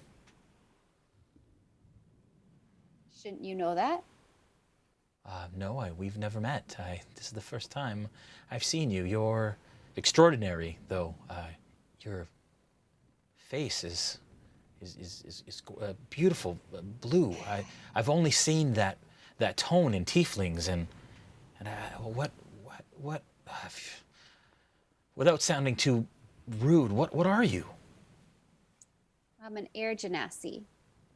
Oh, I've only heard of the creatures like you, and from genies, is that right? Mm-hmm. That's incredible. I'd love to learn more. Can you speak to the dolphins? I have a knack for it, yes. And they're happy in the water. They don't sense any trouble from the island going down. No, and I don't even know if they know. I don't want to tell them. I don't want to ruin their mood. Well, where are we going? The captain hasn't told us yet. She tends to kind of keep to herself until she's decided. My understanding, she's given us orders to kind of bide our time and circle until we've come up with a plan. Nobody foresaw what happened at Flora Isle. Where is she? In her quarters. And she looks over at the door to the back room cabin where Jarrett and Borth went. What kind of person is she? Is she nice? I'm fairly new to the crew. Just came on board not long ago. She's tough. She's stern, but capable. I think I'm going to go in and go in her direction and see what she's like. All right. And I go that way. Okay. So you turn and you start heading towards the door. Yeah. All right. As you're kind of approaching the door, Borth and Jarrett come out, and through it you can see a bit of a captain's quarters through the door before it closes behind them. And they kind of stop and they see you, and Borth says, "Ah, where are the rest of your companions?" I have no idea. They must be eating. Ah, yes, I can smell. And you can see that some of the refugees are like digging into the bowls of gumbo on the deck. The captain would like to speak to you and your companions, those that have come on board, that helped back in Flora Isle. We have to go together? After dinner, yes. She wants to see all of you. Okay. Okay, and I give up my my curiosity to go and meet with her now, and I'll walk back to find everybody else. Okay. You walk below deck, and everybody's just kind of hanging out on crates and in corners on the lower deck. Some people are eating up above. Yeah. You all kind of meet in the center as Bacalhau and Gaziel and Snow kind of come out of the galley, and you meet them. Plunkrawk and Bolt are still kind of in the lower deck. Go ahead. Me again? Yep. Okay. I want to go and into the kitchen. Yep. So they've come out. So Snow and Bacalhau and Gaziel have just emerged from the galley, from the kitchen, and as you're coming down the stairs. And now all of you are in the same room. Okay. Okay. Well, hey guys. How was the food? It was excellent. The shrimp was off, but it's fine. Was there any left? So a little bit left. We have fed more than usual today, as you must understand. Have you eaten? No, I haven't eaten. I was just kind of upstairs trying to figure out what we're doing and where we were going. I overheard a curious conversation, and I'll tell you about that later, but the captain wants to see us later tonight. So I think we should, everybody. Huh. So I think we should figure out what time and go and have a talk with the captain. It may not be best to keep her waiting. She called for us immediately? No, tonight. After dinner? Yeah, after dinner. After you're done eating. I'm quite curious. This is going to be an interesting conversation. So I'm holding 2 bowls of the gumbo. Yep. One that I've got for Zelda, and one that was for myself, but I'll pass it on to Aella. Yeah. And I've got some sticks of sugar cane that I had grabbed for Bacalhau, and so I give a stick of sugar cane to my friends as well. Okay. Plunkrawk and Gaziel and Bacalhau. Thank you. Just a little dessert to help settle the tummy in case the spice is too much, you know? This is the nicest thing anyone has ever done for me. Yes, spice was a little much, wasn't it? Wouldn't ever have another one of those lying around. Is that you, Bolt? Yes, you recognize my voice? I do. In fact, I'm hearing it a lot today. Here, I do have extra with me. This was going to be mine. I will give it to you, my friend. No, Snow. I can share mine. I want to bite mine in half and hand half of mine towards Bolt. I'll just... Oh, yes, thank you. He's already taken care of it. As I remember you, though. I say to Bacalhau, you were my friend from the other day. You helped me retrieve the harpoon. I've already got 2 friends.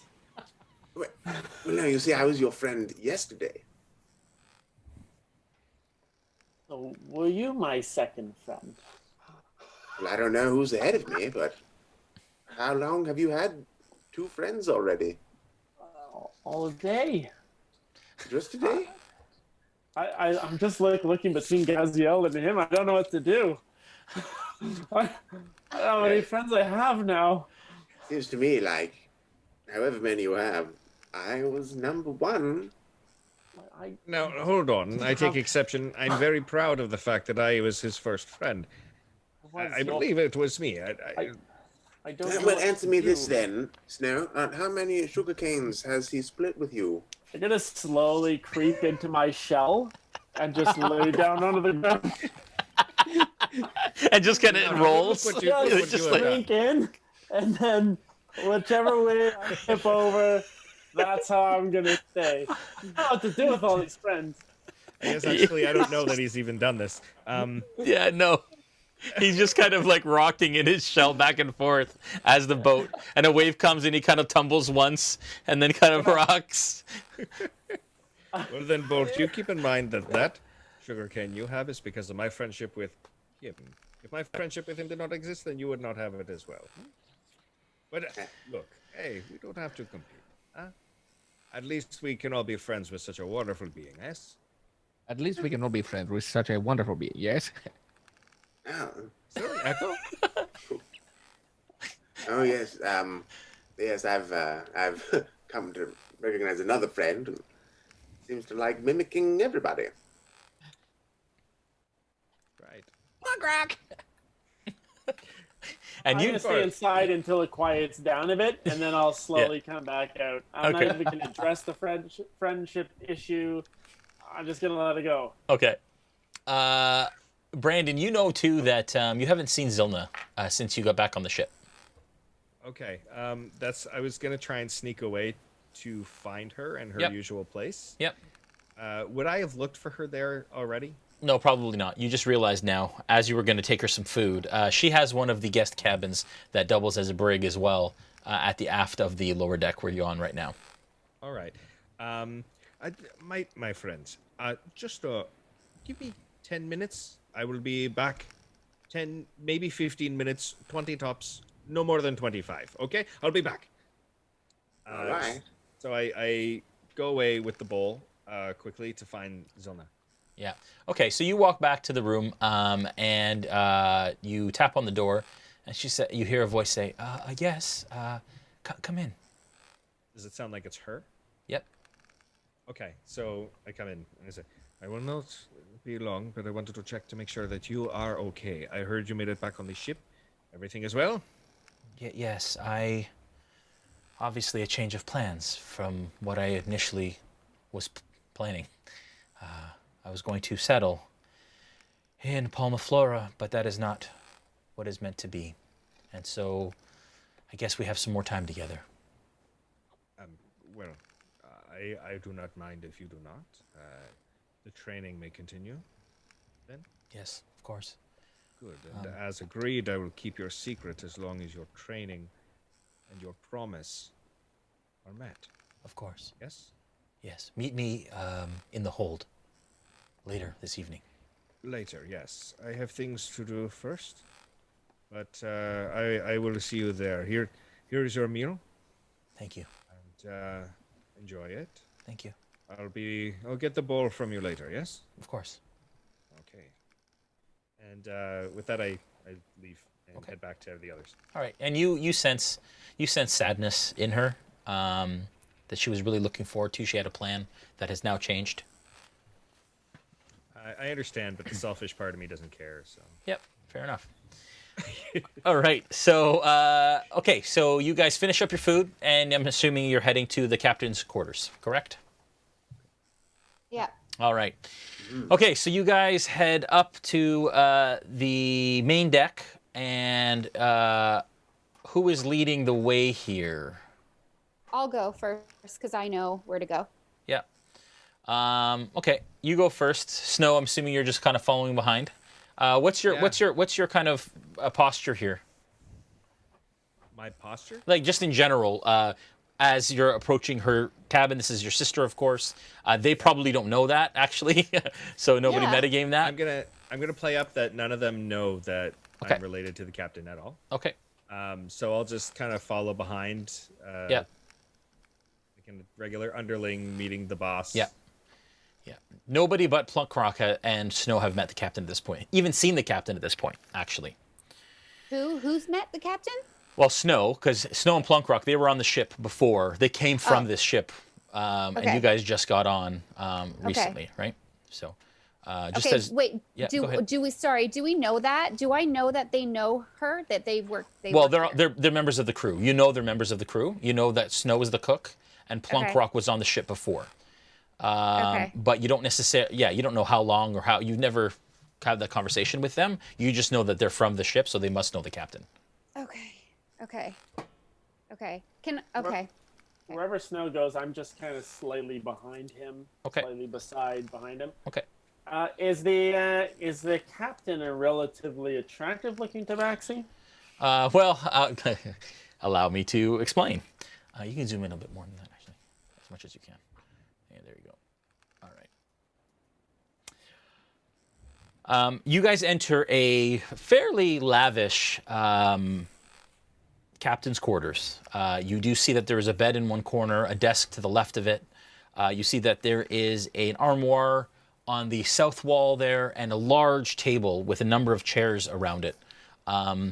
And hunched over the table is a tabaxi with white fur and black spots, puzzling over a map pinned to its surface by a half-dozen knives and daggers. Several golden rings glisten on her paws as she traces potential paths through the ocean with her finger. She glances up at you with her emerald eyes as you open the door.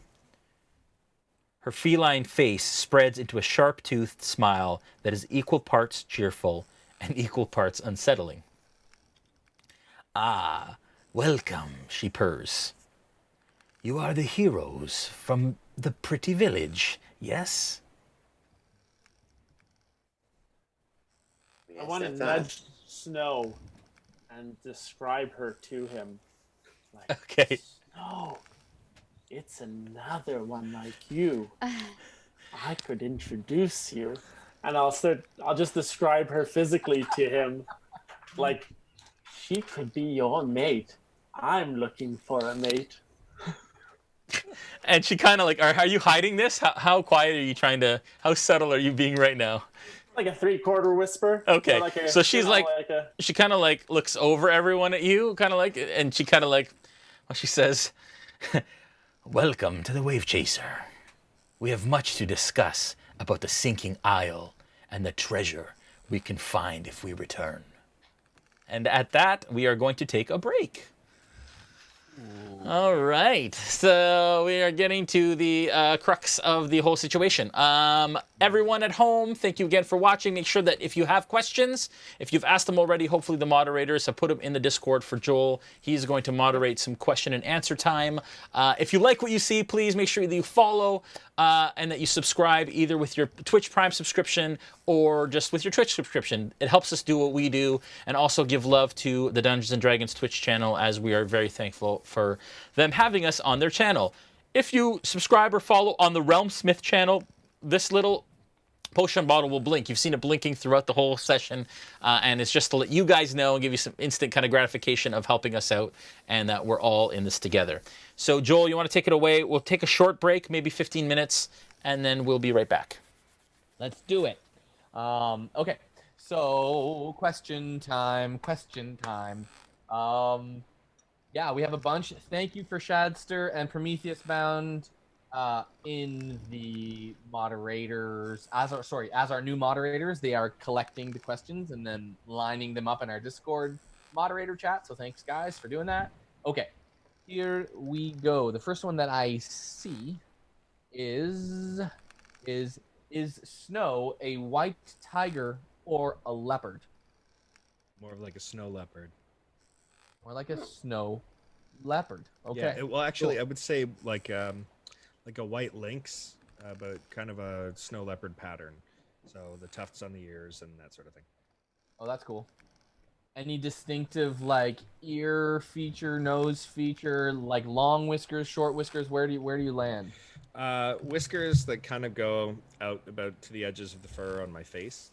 Okay. Preened out just so, along with other tufts as well that I can use to feel the movement of the air around me. And that's, yeah, for the most part, it's very interestingly styled fur, including some patches that I've used my claws to shave away down to the skin so I can better feel the movement of the air. Okay. That's what I do. All right. So, Sakura163 asks, Dab1800 asks, is Mercer coming back maybe as another character? We technically can't answer that yet. So we obviously, if we could get Matt to come and play again on the stream, we will. But we're going to be super careful about asking too much, and we also want to make it a strategic kind of point. I would imagine that Jay has that in the plans without any promises. Obviously, have to keep in mind the situation with people's schedules and everything. And obviously, Matt is a very, very popular human being. So the hope is that he can, and we're gonna work towards that. But there's obviously no promises that we can make at this point in time.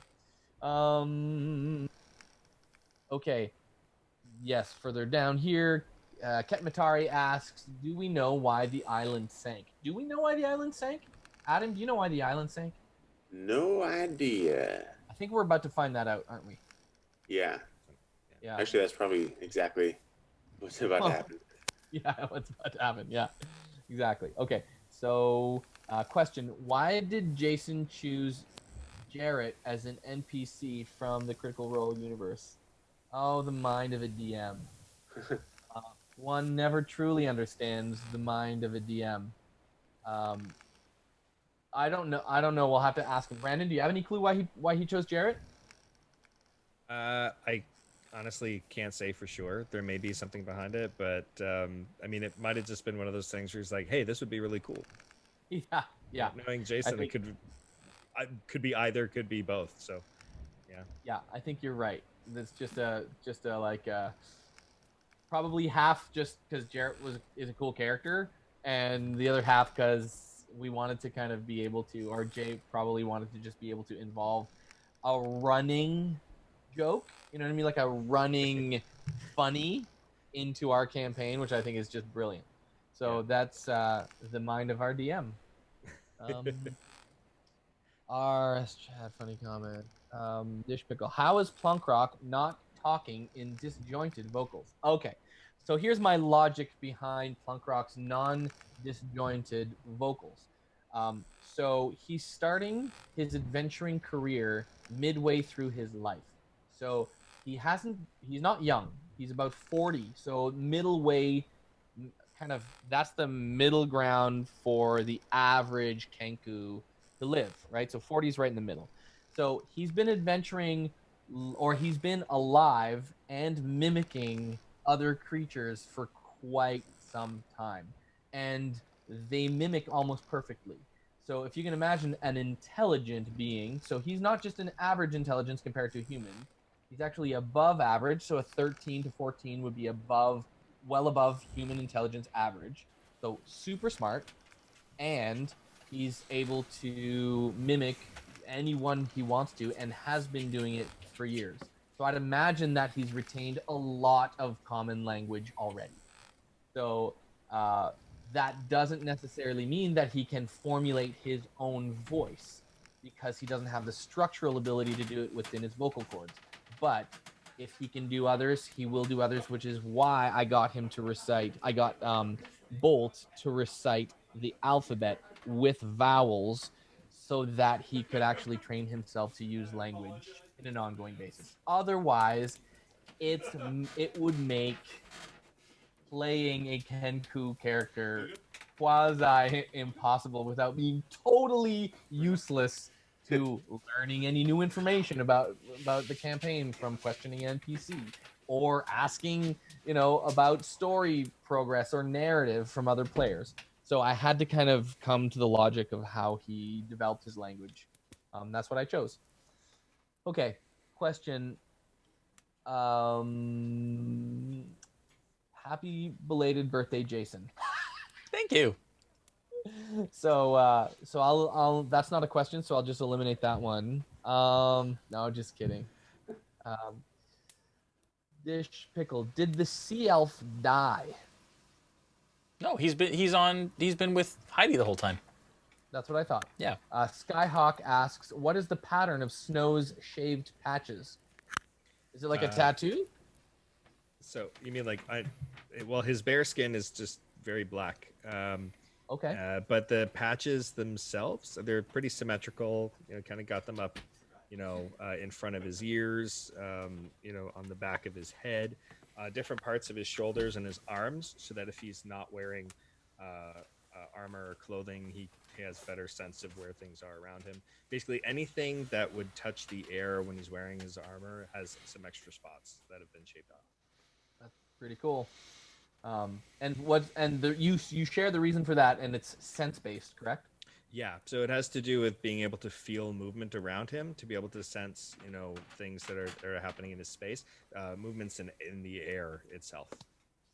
Awesome. Comment from Asmerandir saying, "You're doing great, Brandon. Think you're going to be the glue of the party." We'll see. Thank you. We'll find out. We'll find out.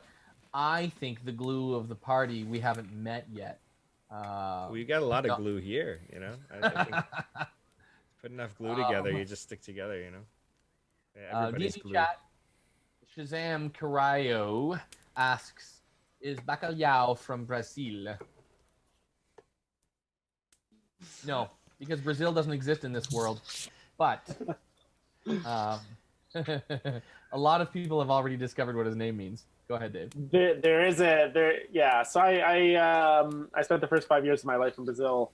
My favorite DM is from Portugal. We love some good Bacalhau, and it just seems like a fitting name for him. On my Instagram, I actually share a bit more about his backstory and how he got that name, and I'll put a little comment there so people can follow. Amazing. From the D&D chat, Zaban asks, Gaziel, is she a female or a male? And female, correct? I'm a female. That is correct. There you go. Powerful one too. So. Power.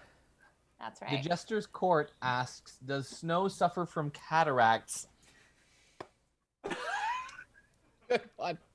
Tamgood2828 question for Christina. Are you enjoying playing? I know as a new player, it can be a little overwhelming, but you're doing good. So question and comment.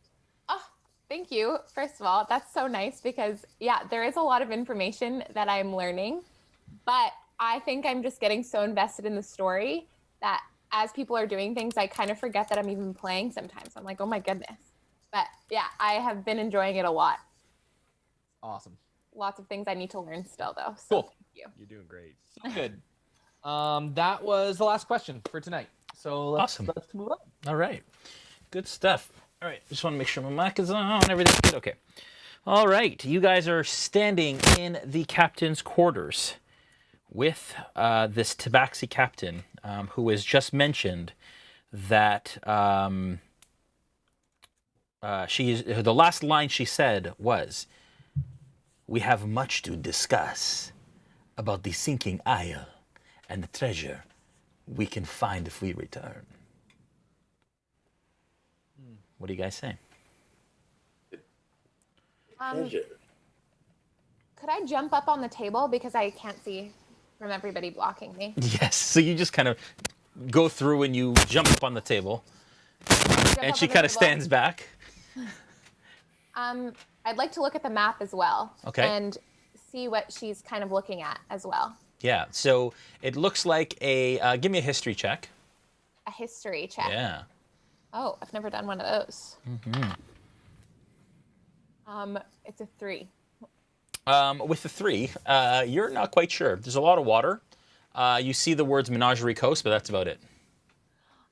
I'd like to look at the captain and say, we trust you, and we know that you are going to lead us to a big adventure.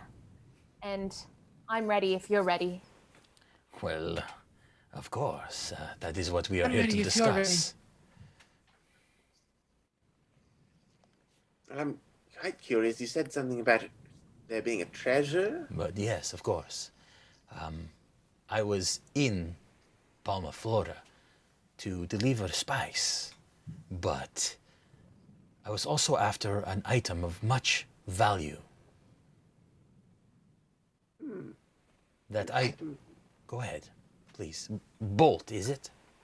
Yes, it is actually. Thank you. An item of much value. Well, what could that be? It's a rod. It is called the Rod of Retribution. The Rod of Retribution. It is a very powerful magical item. What does it do? Not quite sure but I know it is worth much. And if you help to find it, we can split this treasure. And it would be a good day for all of us. But there are some complications. Yes, treasure is well and fine, but split however many ways. Well, how much does that leave each person? Well, the plan that I had was a third to the ship to make sure that we can do what we do, a third to the crew, and then a third to you. That will be fine. How do we know we can trust you? Give me an insight check. Insight check. And Jay, how many in the crew? You've counted at least 10, including the officers. Okay, so between 5 and 10. You're not quite sure. Okay, so I'm going to do some math in my head and basically sum up the fact that these adventurers are going to be making more from this than the crew will. Yes, you can come to that quite easily. Okay. Yeah. My insight check was an 18. Okay. With an 18, you get the sense that she's trying to, I wouldn't say like goad you guys into doing this, but she's trying to get your help and make it your idea. So she's trying not to push too hard, but to kind of get your buy-in and to kind of reel you in a little bit. And she says, your cut would be 500 gold once the rod is sold. It's quite a lot.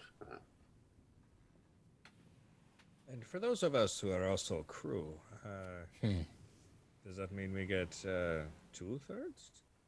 Cuts from both? No, of course not. Come on, Snow.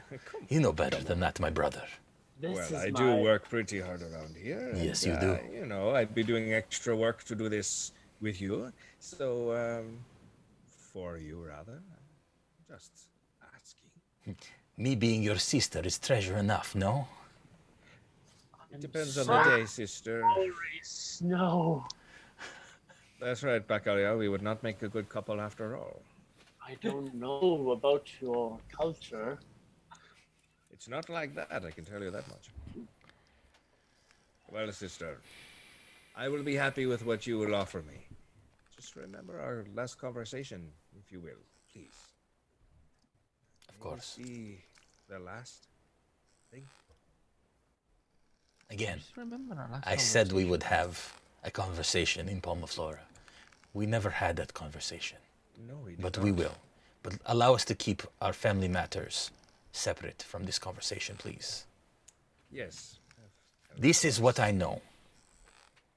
A young female Sahuagin named Selikai recently took charge of Sharkfeather clan and wields unusual powers. She carries a magic scepter and has been recognized as, I mentioned, the Rod of Retribution, which has become a conduit. Are you going to be doing this the whole time? It's not my friend. Am I beside Plunkrawk? Yeah. All right, so I kind of just raise my hand to where I think his shoulder might be. Yeah. And I'm going to assume that I missed, and I kind of just set it on his head. Yeah. Kind of as a, but it was intended to be like a little, like a set on the shoulder, like maybe it shouldn't do that right now. So you come to know pretty quickly that Plunkrawk is only saying the sentences that he needs to commit to memory. Okay, so I will have picked that up by now. Forgive him, sister. He has a memory thing. This is how he remembers by repeating. Yes. And so having noticed that I put my hand on your head instead of your shoulder, I'll kind of give it a pat and then bring my hand back. Allow me to carry on.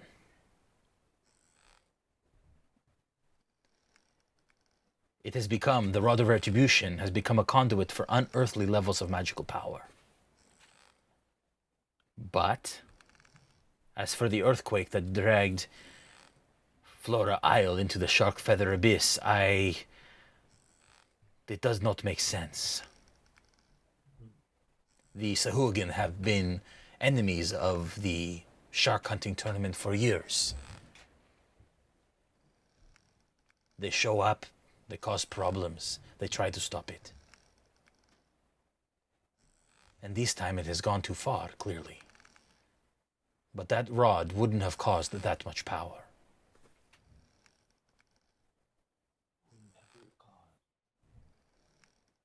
You're saying there's someone more powerful than the power of the rod? I do not know, but what I do know is it's important for us to find a way to delve deep beneath those waves and take the scepter from her. Doing so would stop her from causing any more chaos. And the relic would doubtlessly sell for a pretty penny on the black market. So this isn't just about the money here. But of course not. I just want to look to the rest of the crew on the table, turn around. And I say, I think we should help. What do you guys say? I agree. Remember her name. I agree. Sorry, say that again, Tortle. Speak up. It's all right. I can't remember her name. My name? It's a hooligan with the rod. Selikai. Now, the problem that we have is that they are underwater. And surely, the island has sunk into the abyss. The question is, how do we go where we need to go? The Sharkfeather Abyss is a nearby trench that is home to the clan of shark-herding humanoids that you faced, the Sahuagin. So it has sunk some ways, I imagine. How we reach them is the question. I do have some ideas, but I would like to hear yours. Do you know how far under the water they are? I do not know. How deep it goes? 100 feet, maybe. Yeah. wilderness. Too far without some sort of help. Magical, I'll perhaps. hold my breath for 1 hour. No, I am sure you will have no trouble. But is an hour enough is the question. I'll see what I can do as far as invention. I may have a few ideas. Well, we have been circling for some time until I decided what course potentially to take. There are some ports of call nearby, and I have some connections, maybe, of people who can help us. We can dock, unload the refugees, and find gear that could help take you to the Sahuagin in their underwater lair. We have Bisaft Isle. It's a tiny island with a small port. A shaman living in the hills beyond the port might be able to provide you with a charm of water breathing. That's about 200 miles. Broken Bank, the smallest settlement recognized by the Clovis Concord, but it is nonetheless filled with foreign ships. An apothecary there might be able to provide potions that would grant the ability to breathe underwater. And of course, the wonderful city of Portamali. It's 100 miles from here. I know a smith with the black market connections who can help you obtain a number of experimental diving helmets that would allow you to breathe beneath the waves. All of those are options. But you are taking this into your own hands. I must stay above deck, on the ship, above water. A helmet that could let you breathe underneath the water. Yes, they are magnificent, I've heard. Yeah, that's quite an intriguing concept. This charm you spoke of, there's only one of them, or would there be enough for each of us? I do not know. We must have the charm that would be for all of us. We can't do this just... We would need to defeat them as a crew. But of course. The question is, how much of each of these things I do not know. We must make a decision and head in that direction. I vote yes. Whoa. Have you seen this rod of redemption? Retribution. Retribution. Retribution. It's much more spicy than redemption. Okay. I Have you see. seen it? Have I seen it with my own eyes? Of course not. Yes. Yes? No, I have not. Did a man happen to tell you about this? A man? How do you know about it? Who told you? I have been studying it for some time. My associates have told me, and I tracked it to Palma Flora. I am sure of it. But you haven't seen it. You've just heard about it. Correct. As any treasure, really. I've heard of creatures like you for some time, but have never seen them until now. But there you are. And here I stand. Magical. Yeah, magical. Yes. Well, Who would have thought? The offspring of genies. Amazing. I am a little weary of this rod.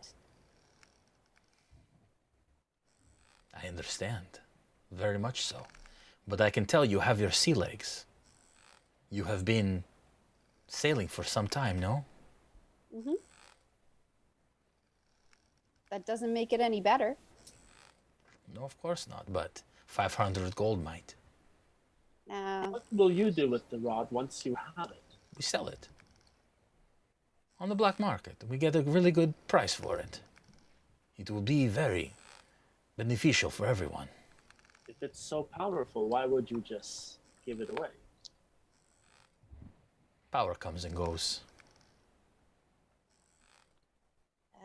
Ebbs and flows like the ocean. I can assure you all money. that my sister, she knows what she is talking about. She will have done her research here. This item is, of course, something that exists, and the place she says it is likely the place to find it. And those who handle it as well. And of its value, you can be certain that she knows its value. However, the danger is what I question. Everything worth something is dangerous. Yes, but is this worth the danger? 6 against so many? Against people that can sink islands into the sea? I have seen what you can do. You're all very capable. Borth told me of your heroism. Of course. My friend Snow, you will get quite wet. I will have to endure it then. But I will not question you further in this matter at this time, sister.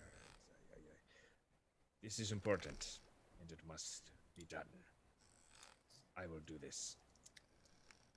If you don't do it for me, if you won't do it for the money, then perhaps you will do it for little Gregory. His parents were killed by those creatures.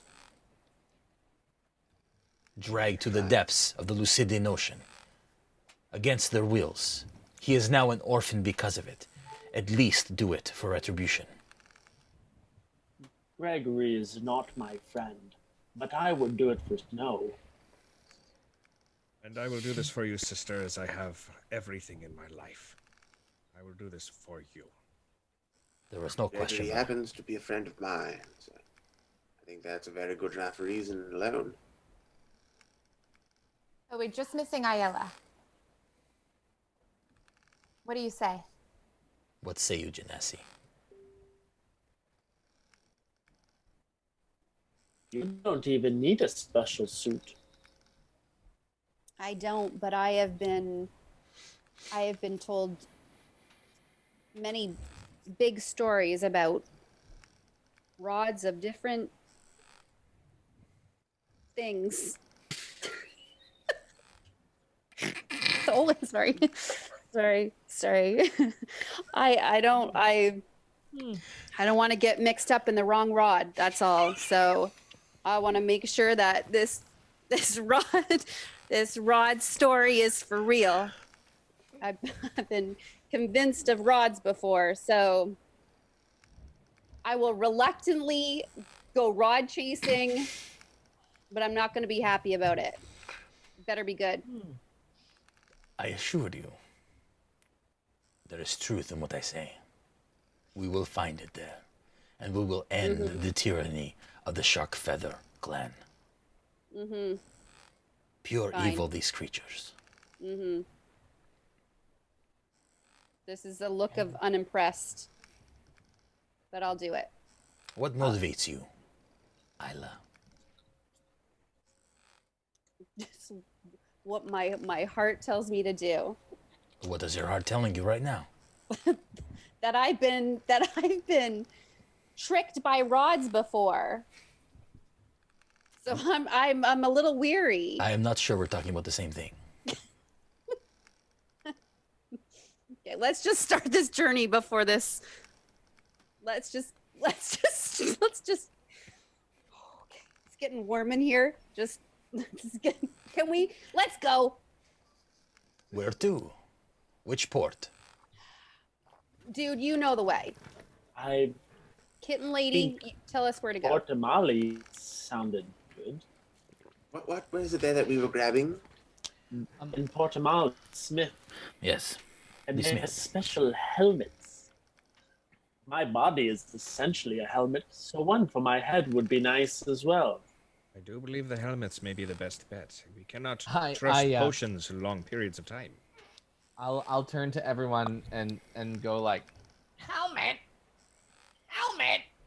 I agree, Plunkrawk. Yes, I'm sure anything can be customizable. The right amount of elbow grease. You seem to know what you're talking about. Perhaps we could procure one helmet and you could make the rest, to copy and save us money. It's very possible. I am quite handy with my toolkit and whatnot. Speaking of which, we do not know the cost of these items. Will you provide us some cash to cover this and what we need to start our journey? Well, I mean, you are getting quite a cut. In the end, yes, but is there any upfront? What if we can't afford the helmets? The helmets I have taken care of. free helmet? I will. I have some sway with this smith. How will we get there? Will we get there for free as well? But of course, we will dock in Port of Mali. It is not far. I like you, Mrs. Snow. My name is Three Earrings. 3 earrings. 3 earrings. We are 20 hours from Port of Mali, if we set sail right now. And my sister, set sail. All right, to Port of Mali. I would like to quickly just nonchalantly count the number of earrings on her ears. 3. Are there as many as her name would indicate? Yes, 3. Okay. Yeah. Yep, totally. I noticed that and I go, All right, she dismisses you. You all head back. At this point, it was a later dinner, just given the way that the day kind of unfolded. You make your way back to your quarters and start to settle in for the evening. Is there anything that you'd like to do before the evening sets? I would have met with Silna for whatever, the training. Okay, so you meet her in the hold, the lowest deck, and you spend a number of hours in training. Anyone else? I'm going to be as helpful as I can using Prestidigitation to clean up 1 cubic foot at a time. Okay. Wherever I can. Just going around the ship cleaning stuff up. You end up befriending Dilyu, who is a sea elf, who Borth has told to swab the deck over and over and over again. And even though he's a carpenter, and he's not supposed to be doing this, but Borth just really rides him. And so you end up helping him, and he's incredibly thankful for it. His name, it's Dilyu? Dilyu, yeah. He joined the crew only 2 days before they reached Palmaflora. And he's fairly new, not sure about a lot of things, but he's friendly. Okay. And you do hear, though, that he has quite the disgust for Sahuagin. In fact, he was orphaned because his family was killed by them. Anyone else before you go to bed? I'm just going to go back to my hammock and see if I can drop some sort of blueprints for what that type of underwater helmet would look like. Okay. All right. Interesting. Give me a intelligence check. And you're going to start to actually draw blueprints and kind of try and figure out how you would build a helmet if given the opportunity. Yeah. Yeah. Intelligence is 11. Yeah. So with an 11, you're having a hard time kind of figuring out how a helmet would allow you to jump into the water and then basically get to where you need to go without any sort of magical assistance. I would take the free professionally made helmet any day, Bolt. No offense.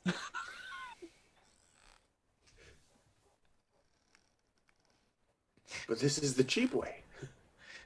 Anyone else? Can I ask for information about this rod? Because I want to do some reading about it so I know what we're looking for. Yeah, give me an investigation check.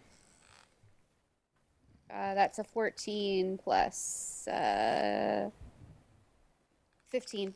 Okay.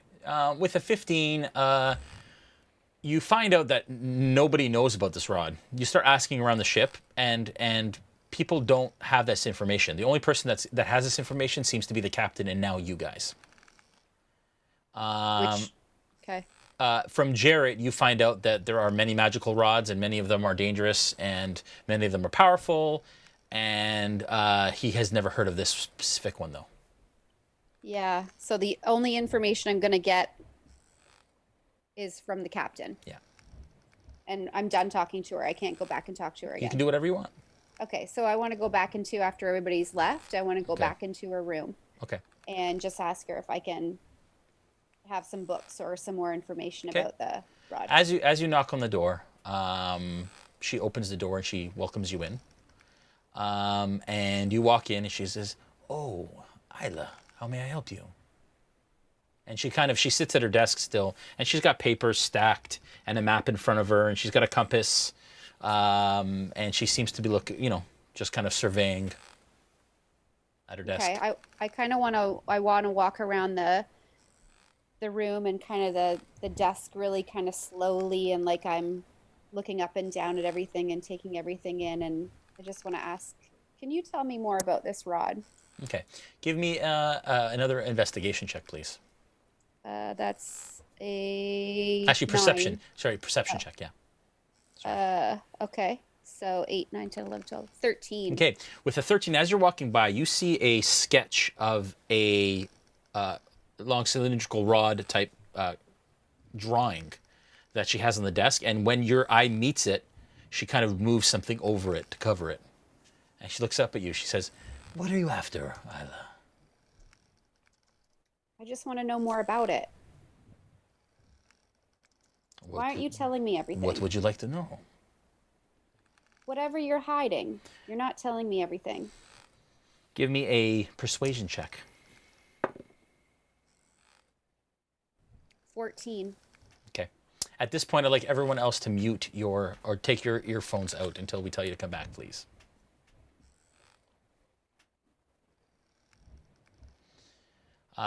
She looks at you and she says, "I like your zest. I like your approach. I like your inquisitive nature. It makes me happy to see. I sense from you loss. I sense that recently you have lost much and you are looking for purpose.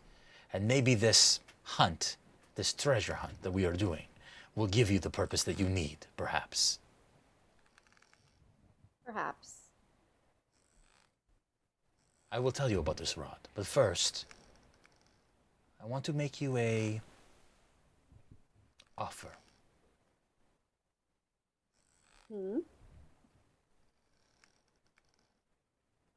A place aboard my ship. To work? Yes.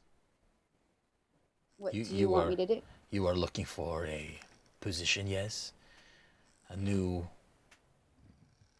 What type of ship were you on before? Merchant ship. Merchant. I was on a merchant ship. Yes, we were also a merchant ship. We are.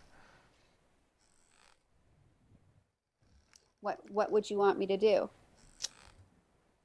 Have you heard of the revelry? Give me a history check. 19.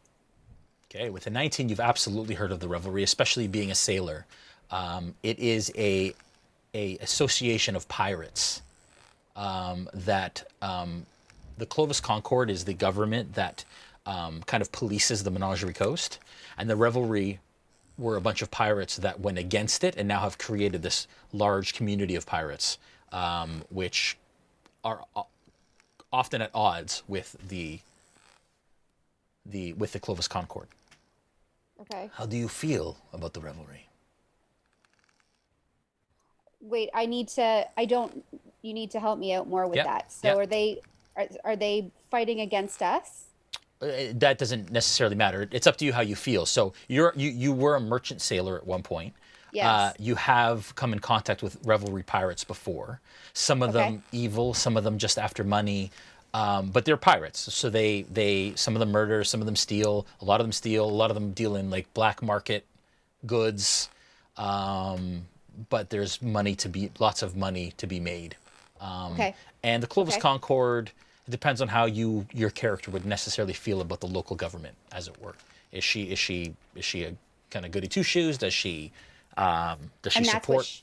And that's what she is. Oh, that's no. She's asking you how you feel about the revelry. Okay. How do I feel about them? I think that they do what they need to do. It's very astute. There's good people there, and they just do what they have to do to survive.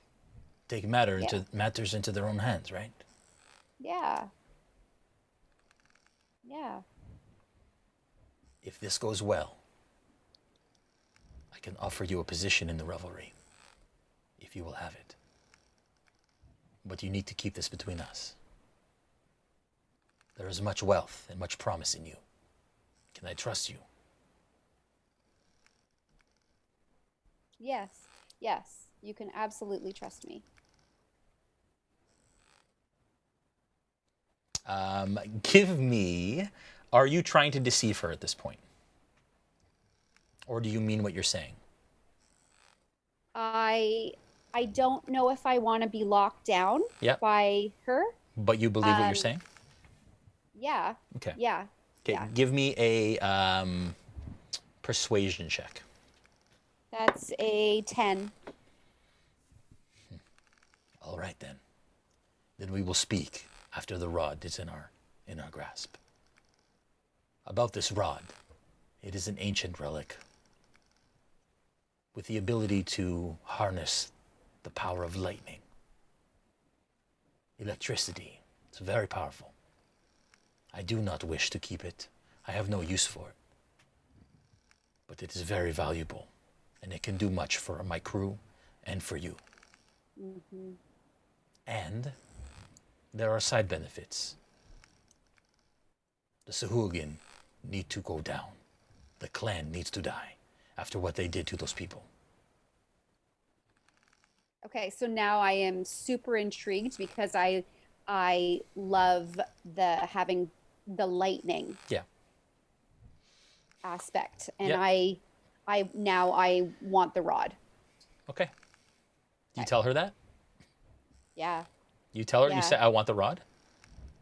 Say, I want the rod. Yes. And she says, for yourself? Do I have to tell her? I don't want to tell her. You say. Okay. No. That will be left to time. I don't want to give her a straight answer. Okay. But I want her to feel like I'm on her side to get this rod. All right. Then together we go. Okay. But remember, you keep this to ourselves. All right. Thank you. All right.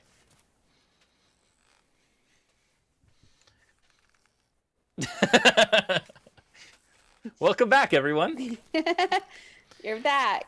Okay, so anything else you guys want to do before you hit the sack? I would like to not hit the sack, but instead sneak into the captain's room and just lay low under the bed. Is that okay? You want to sneak into the captain's quarters and lay low? Under the bed. Under the bed. Fit, right? You possibly. Okay, so at what point in the evening do you want to try and attempt this? Like at 3 a.m, when everyone's asleep. Okay. Okay.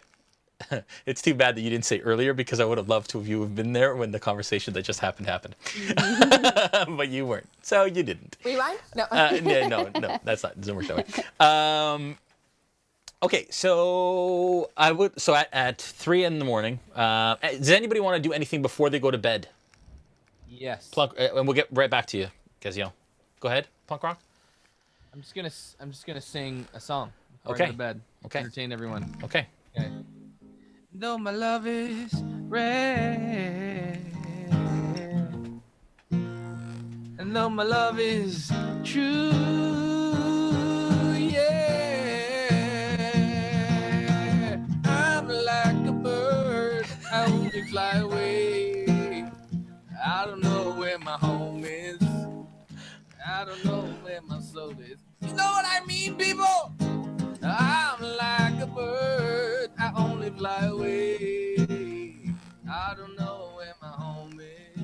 Gregory starts to cry uncontrollably.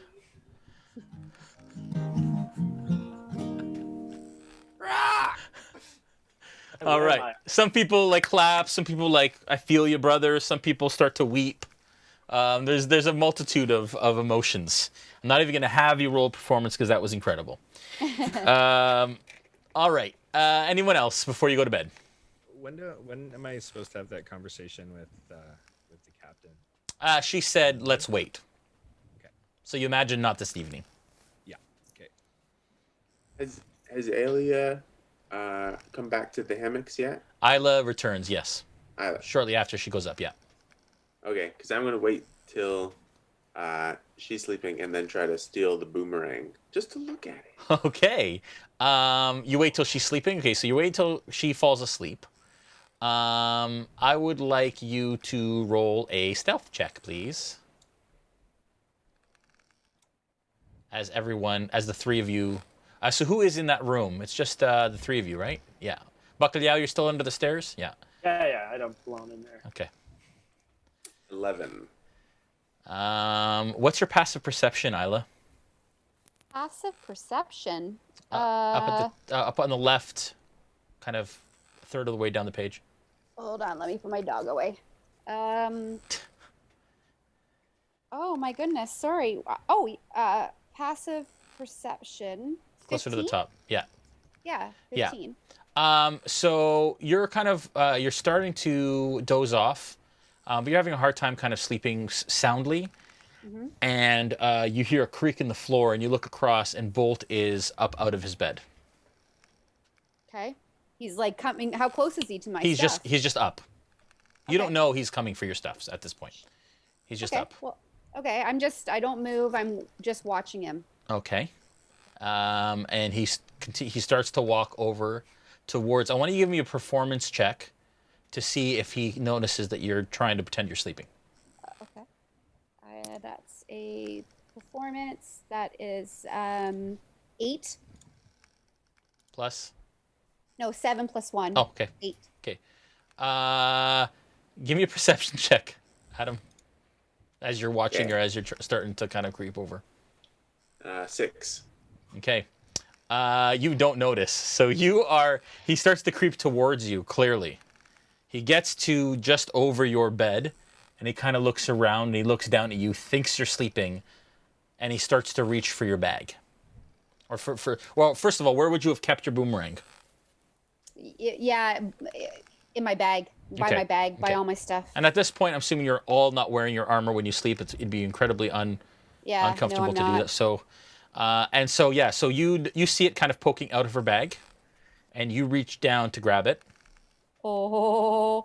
And you see him reaching down to grab your boomerang. I do. I see this. Yep. I frickin' gust him 10 feet. 10 feet. Ram into the side of the wall. Okay. Can you read gust real quick for the sake of those at home? Yeah. One medium or smaller creature that you choose must succeed on a strength saving throw. Am I reading this correctly? Yeah. Strength saving throw, Adam. Or be pushed up to 5 feet away from you. And what's the DC on that, Mel, it should say? What your DC is? DC is gust. No, sorry, 13. 13. So what'd you roll, Adam?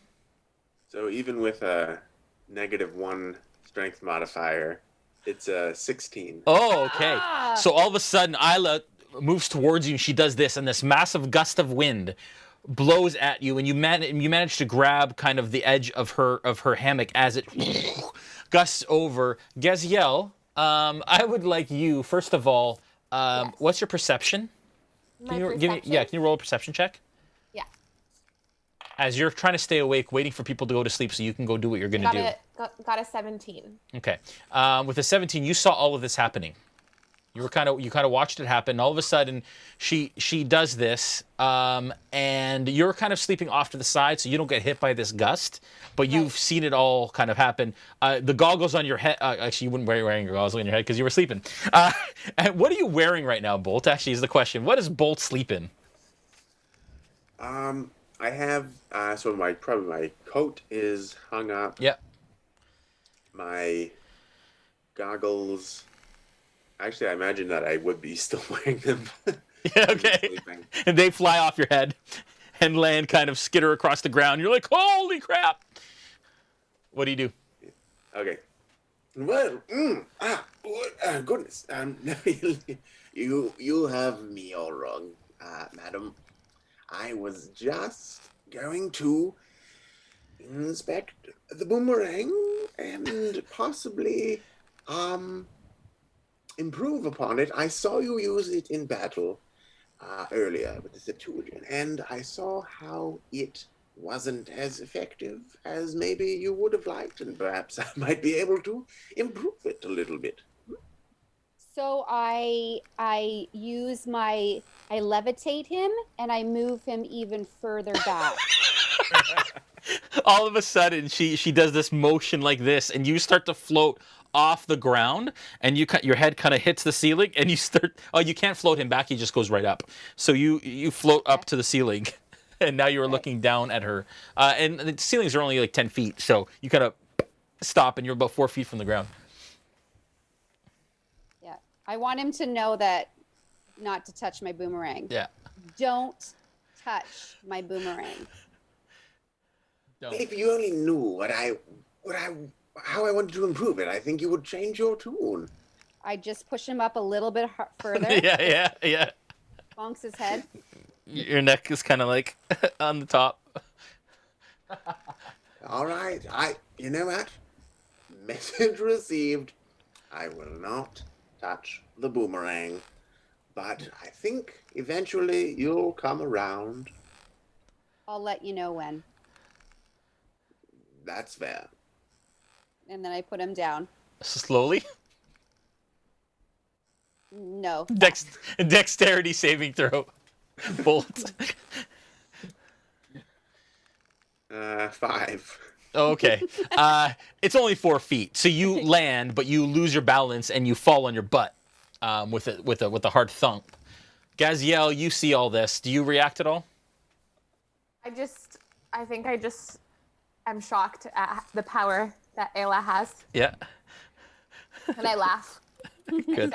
And then I look over to her and go, he deserves it. Sucker. I guess Bolt goes back to bed. Yeah, I'm going to gather my goggles and the stuff that is all disheveled now and fix it, and then I'll go back to bed. Okay, all right. And I just do a little gust so his hammock just rocks and he's back to sleep. Okay. So good. All right. Now we're hearing is actually Bacalhau's shell going back and forth. Yeah, exactly. All right. Everyone is now asleep. Gaziel, I would like you to make a stealth check, please, to try and leave this room. Okay. Let's do a stealth While check. she's doing that, guys, can I get your passive perceptions, please, just so I have them on file here? 13 for me today. Passive perception. 16 for me. Joel's 11. 13. Brandon's 14. what? 16. Adam? 11. Dave? 14. Mel? Oh, that's 15. Christina? 11. That's everybody, right? Okay. All right. Go ahead then. Sorry, what did you roll? So I got a 12 plus 1, so 13. Okay. As you start to kind of creak through, Aella, you are woken again. You're already kind of on edge from what just happened, and so you wake up and you notice that Gaziel is sneaking out of the room. Yeah. Okay. I want to sneak behind her. Give me a stealth check. That's an 11 plus 2, 13. Okay. All right.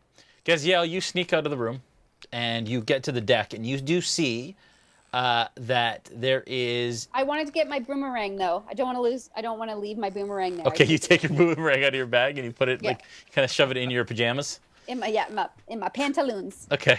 And so you get out onto the deck, Gaziel. Maybe we can clear the deck there and show exactly what's happening. No, you can have that there.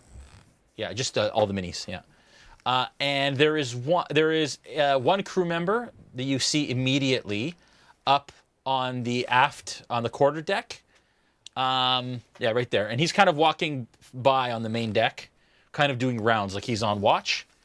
And you do see one of the other officers, who you've heard people call Kajori. He's the well-muscled, dark-skinned gentleman, and he's at the bow of the ship looking over the masthead and kind of looking out into the waves. So there's 2 people on deck right now. And I would be under the stairs right beside her, right? And you're sleeping under the stairs, yeah. And you rolled a 13, Gaziel, for stealth? 13 plus a 1, so 14, I think. Meets it, beats it. So, yeah, so Dave, you don't hear her. So, okay, so you are now just outside the, that's not Gaziel, that's Gregory. That's okay. So you make your way out, and you start to kind of make your way, I guess, around the other side of the boat where the guy is not. So move her around about halfway. Okay, Aella, you see her kind of circle around the left side of the boat. Yeah. So can I use wild shape and assume the look of the captain? No, it has to be a beast. So it can't be a humanoid or of a certain intelligence. So it has to be like a mouse or a ferret or a wolf or a bear or whatever. Okay, so I just want to keep sneaking and just watching where she's going then. Okay. All right. So you kind of wait in the doorway and you see her circle around the boat and then she circles to the captain's door. Okay. Gaziel, you reach the captain's door. What do you do? I use my hand and I push the door so quickly that the creak doesn't make a sound. You know so you go to push it and it's closed, like it's latched.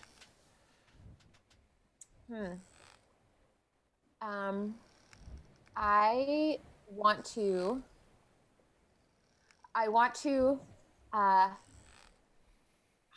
goodness, this is difficult. I want to try to push again. Okay, yeah, but you notice, really hard. So you do notice that there is a lock on the door with a keyhole. So you imagine it's probably locked. Can I find the key in some way? You imagine that somebody has the key, probably the captain who's currently in her quarters. Currently inside her quarters. Yeah.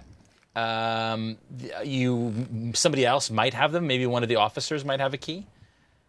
Right. Or you could try and pick the lock, but you don't have lock picking tools. That isn't your specialty. You've seen people pick locks before, but that's not something that you're proficient with. Then to avoid any big kerfuffle, I will go back to my quarters. Give me a stealth check. 6. Okay. As you turn around, the crew member is standing right in front of you. And it is this old, crotchety gentleman who you heard people call... one second, sorry.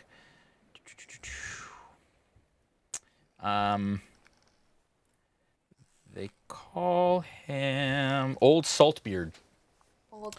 He's a crotchety old man who's been sailing his entire life, it seems. And he goes, "What are you doing out here?" I'd like to say the same thing back and intimidate him into, not asking me any questions. Okay, give me an intimidation check. 15 plus 4, 19. He rolled a natural 20. Oh! I know. How does that happen? I know your type. What are you doing out here? Up to no good, I think. I was just making sure everybody was safe on the ship. Give me a deception check. Would I hear this commotion while I'm sleeping on the deck? You do hear, because he yells out. Kajori kind of turns at the top and he's kind of looking, but you pop your head out.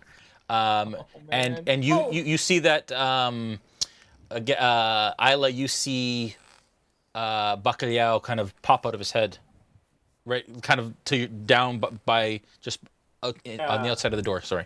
I want to walk towards them. I mean, she can finish her deception check, but I'd like to approach them. What's your deception check? I got a 19 plus a 4. 23. Ooh. Well, we have it covered, Kajori and I. So you should just make your way back down below deck and go to sleep, little one. All right. But next time, watch out. I'm watching you. He looks like around, like, but for what? You know, if anything ever happens on a ship, just know I got everybody's back. Well, all right. And he kind of backs off like this, and he watches you go. Bacalhau, you stand up. Gaziel's walking towards you. Aella, what do you do at this point? I walk past Turtle Man. Yeah. And I say, I don't think we can trust her. To Bacalhau? Mm-hmm. Okay. I'm trying to. And I'll reply, that's my friend. You're not my friend. And I just keep walking. Yeah, and I'll just towards walk her? over to... Me? Yeah. No, I Oh, you go back to bed? done with her. Okay, yeah, you go back to bed. I just, Okay. Yeah. Bacalhau, Yeah. what do you do? I'll walk over to Gaziel. Gaziel. Gaziel. And I'll just Some say, friend. Yeah. I'll just say, good morning, friend. Did you need some help with anything? I'm good. Thank you, Bacalhau, for being such a good friend to me. I was just making sure that things were okay. I was just sensing something not good. That's all. Can never be too safe. That's correct. Thank you for watching out for me. Okay, good night then. Good I'll night. just wander back and Okay. go back into my under the stairs. All right. And you all find sleep. At this point, you guys all have the same dream and receive the charm of the Blade Singer. Aella, as soon as you reach... sorry, let's not do that yet. Bacalhau, after waking, you take some time to study the book you took from your master, and something in the text all of a sudden clicks for you.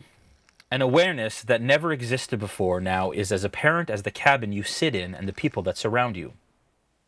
Sorry, you're not sitting in the cabin, on the deck. See, I wrote this as if you were sleeping with everybody, but you are a loner. Time itself appears as a weave or a sheet of complex music that can be harnessed and manipulated.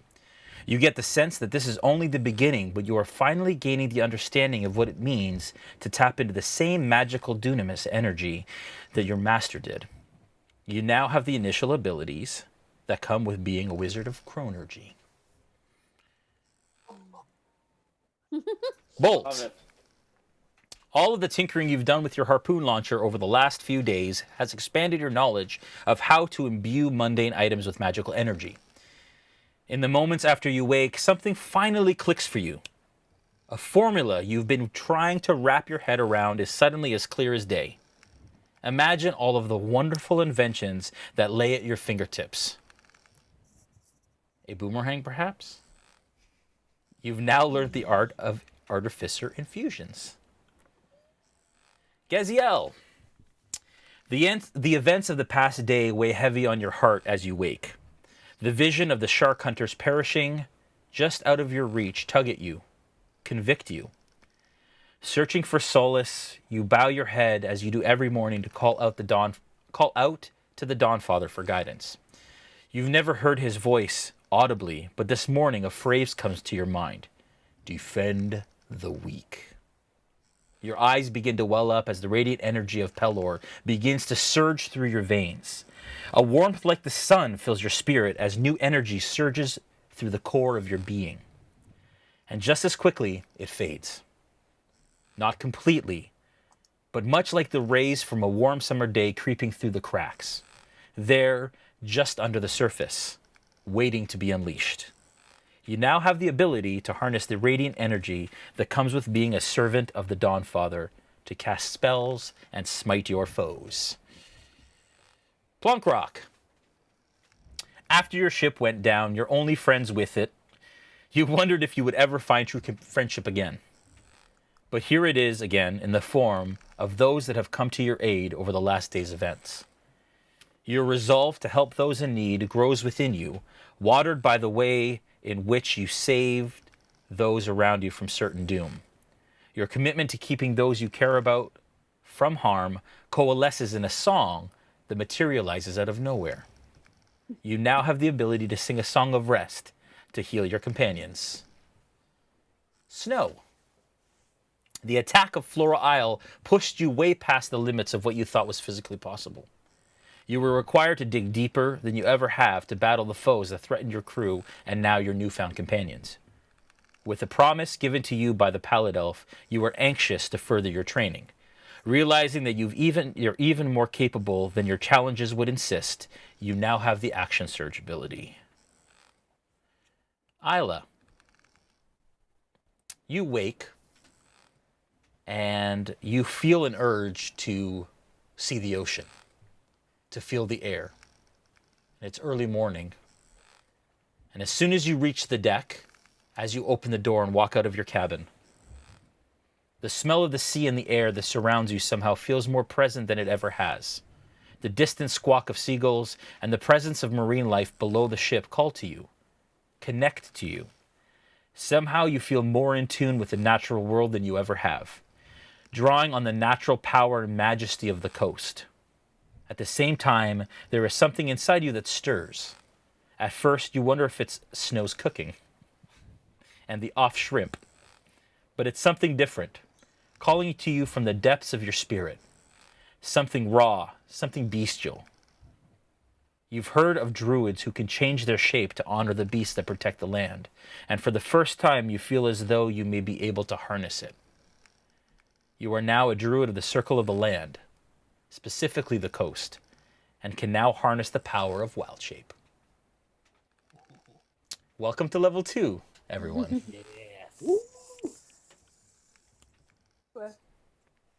Yes. You have the morning.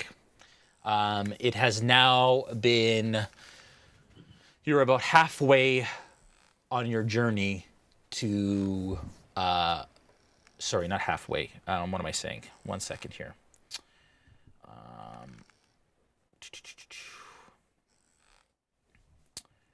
Yeah, you are now, about halfway to your journey on your way to Port de Mali. The day is yours aboard the ship. For the sake of brevity, we can skip unless there's anything that you guys want to do to interact with anybody before you arrive. I need to have the conversation with the captain at some point. Was that supposed to happen after this trip? She said you're not. It's unclear. Okay. You get the feeling that she's kind of putting you off a little bit, and she wants to.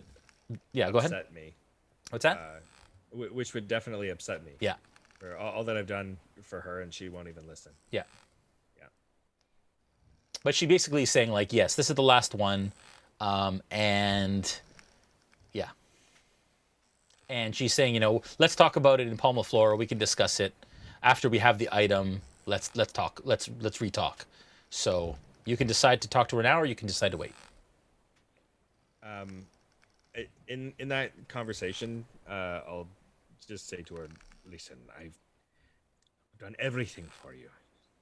I did all of the dark deeds to keep you pure, and now you are choosing to do dark things yourself.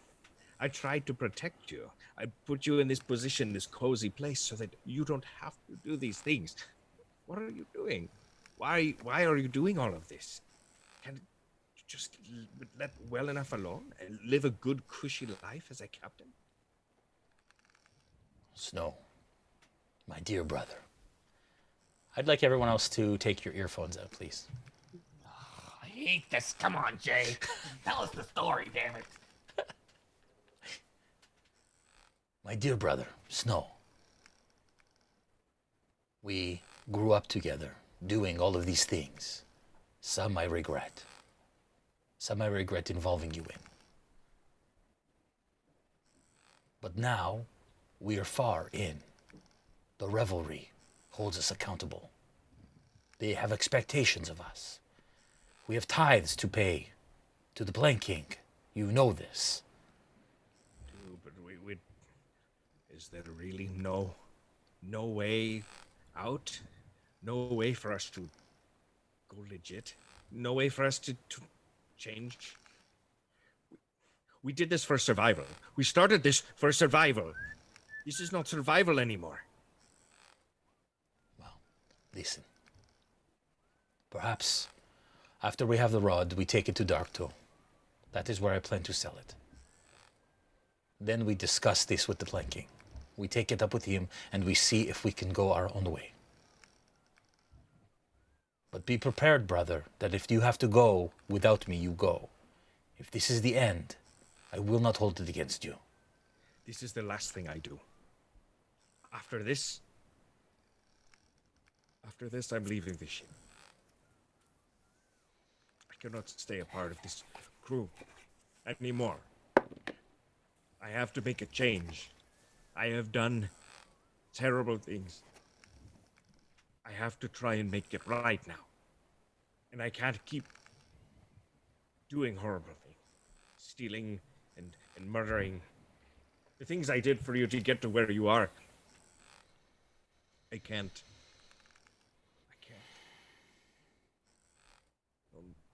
Don't make me keep going, sister. I've reached my end. I look for a change, a new life. And now you send me on this mission. It looks like a death's errand to me. Do you want me out of the way? Of course not. Either way. No. I come back successful, then I'm gone anyway. Brother, stop, please. Listen to me. I care much about you. More than anyone else.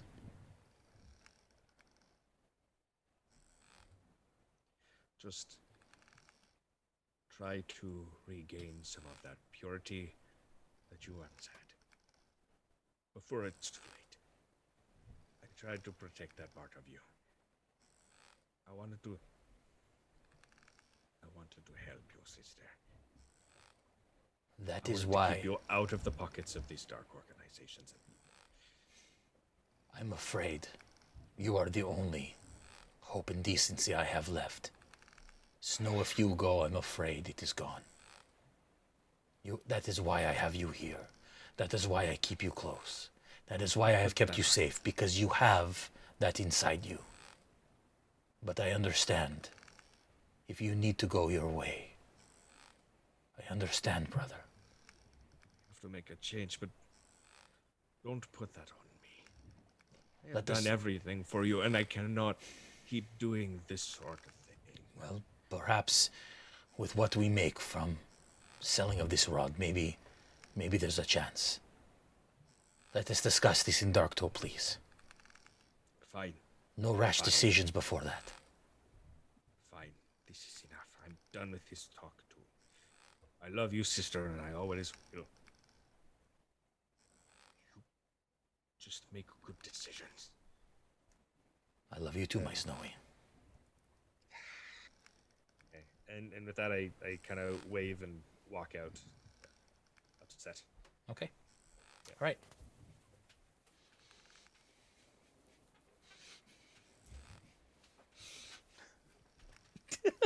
All right. Thanks, guys. Yo. So, what'd you talk about? Yeah. I want to know everything. So, tell us the gossip. All right. Decided to get an espresso machine for the ship. Is there anything that you guys want to do before you reach Port Damali? Anything else? Mm-mm. No? All right. It sounds delicious to go to Port Tamale. I've always wanted to. Yeah. Mm. As you guys... Oh, sorry. Go ahead. Do something real quick. Yep. One last appeal to Aella to borrow the boomerang. Go ahead. I'm just gonna... Yeah. We're probably still all in our hammocks. Well, at this point, no. It's day. So throughout this day, at some point, you find her on the deck. Okay. Hello. Me again. I was, well, you know what? I'm not going to ask for it this time, but perhaps if you show me a demonstration of how it's supposed to work, that may tide me over. No pun intended. When I throw the boomerang, it comes back to me if it doesn't hit something, right? Right. Oh, okay, yeah. I would love to show you how it works. Go stand. Can you go stand about 10 feet back a little bit? This way, yes. Mm-hmm. Yeah, okay. just a little back. Go back a little bit more. All right. Is this good here? Yeah. No, that's good. And I whip the boomerang at him. Okay. Just clock him. How's that? Okay, hang on. I'd like you to make an attack roll, please. What do I add that to? Is it attack? Yeah, it's just you're attacking him. Oh, okay, the boomerang. Pull up. Yeah. I can't see it. Is it natural 20? Oh, That's a 20. No. Oh, dear. What's your damage? Oh, my God. I'm sweating. I'm so happy. Double damage. Hold on. You couldn't save that for an enemy? I'm sorry. Oh, my God. I'm so excited. I don't know what to do. So the damage is 1d4 plus 2. So that's 6. No, wait. Okay, so that's 6 plus 4. Yeah. That's 10 points of damage. No. 1d4. Yeah, no, I know, but 2. but because it's a natural 20, it's a critical hit. No, am I gonna kill him? We're about to find out. You whip your boomerang, and it is dead on. And you see this boomerang just almost in slow motion bolt as it smacks you straight across the nose. Oh. Blood shoots from your nose as it goes down your face, and you grab your face and scream in pain as you take 10 points of damage. Oh my Where and is everyone on where are we? Yes, so there are a number of people. You guys can tell me whether you're on this deck or you're under deck. This is on the main deck. I'm helping out as much as I can. Looking out towards the ocean. Okay, so everyone that's on deck hears a scream. Okay. Hears a yell of pain. So what happened to him? He got what? How many points? 10 points. So is he just on the floor right now? I don't know. You tell me, Adam. Okay, so I'm grabbing my nose. The boomerang, though, would have just landed in front of me? Yeah, so it hits, and it falls on the ground and just kind of skitters off. Okay. Yes, now, you see, what happened there was it did not come back to you like it should, right? No, it didn't. Now, where did it go? I push it. I gust it. I push it as he goes to look for it. I pushed away. Which way? What's your gust ability? Oh, my gust ability. What's the range? 30 feet. Okay, yeah. So you push a gust. I would like you to make a strength saving throw, Adam. I want to run towards Bolt, seeing that this I don't know, second or third friend is hurt. Yeah, I'd like you to make a strength saving throw too, Bacalhau. It's a 3. Oh, good. We need to get on. Let's put it on we need a map for this. Folks, we were close to ending the stream, but this has quickly turned into a situation. So he was 10 feet away when she hit him. And you got an 11? What's the DC on your gust? 13? It's 13. Yeah, so you both get pushed back 10 feet. I do too? No, they do. Oh. Yeah. As you gust it, and I would like you to give me, what would I do for this? A dexterity check. To see if you can push the gust in a way to tell me the direction the boomerang goes. Sure, I would love to. Dexterity. That's a 16. Okay, you managed to. It goes back and to the right, so it's safe on the deck and doesn't go overboard. Okay, so then can I go? I got something to say. Well, at this point, I'm not even sure if we should be rolling initiative to figure out. Okay, go ahead. Say something. Go ahead.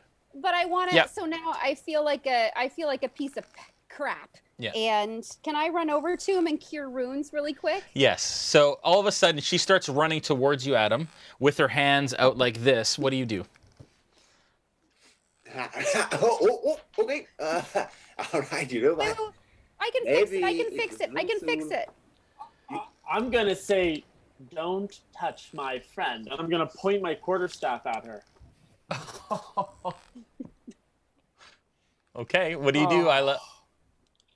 I gust his quarterstaff away too, because I can fix it. I can fix it. How many gusts does she have? Is this a cantrip? Is it a cantrip, Mel? Yeah. They're all. Yeah, it's a cantrip. I can do it all the time. Yeah, it's a cantrip. What a ridiculous cantrip. I'd like you both to make strength saving throws again, please. That was a 19 for me. Okay, at this point, the crew starts to kind of. I would take two of those regular crew members, not that close, but they're starting to come down the stairs. They don't know what's other stairs on the other side. They don't know what's going on. They think it's a fight. People are fighting.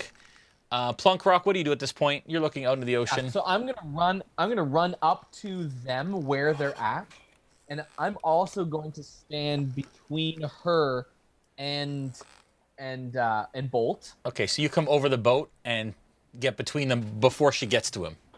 Yep. Okay. And I'm basically going to pull out my my loot. Yes. And just go like, please don't hurt my friend. Please don't hurt my. I'm so Just sorry. I'm appealing so to sorry. her soft side. Okay. I am. I'm so sorry. I'm so sorry. I can help you. Just let me put my hands on you. I can take this all away. I promise. I'll make you a deal. If I let you fix my face, you let me fix your boomerang. My boomerang isn't broken.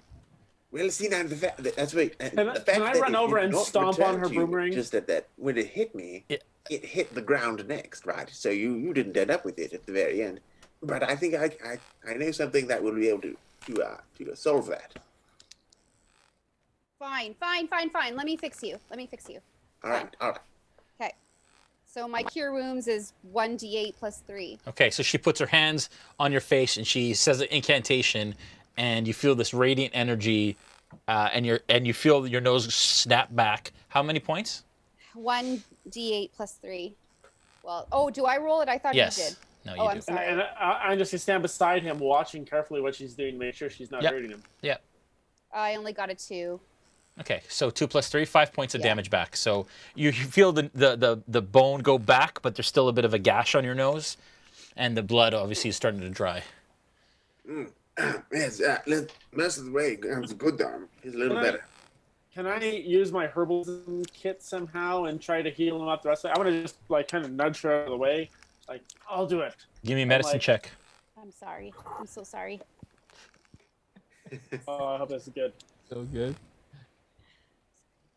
Oh, it's a 14 plus 6. Okay, yeah, with a 20, you know that she's reset the bone, so his nose is okay, and then just given time, the bleeding will stop and it'll heal. Yeah, because of me, because of his friend. I'm sorry. Sometimes I get a little over emotional. I'm sorry. Yes, that's all right. You know what? Just because it came to me in a dream, the way that I might be able to improve it, I pick up the boomerang, find it, here, look, watch. And just with some of my tools, I'll fiddle with it a little bit, and I'll hand it back.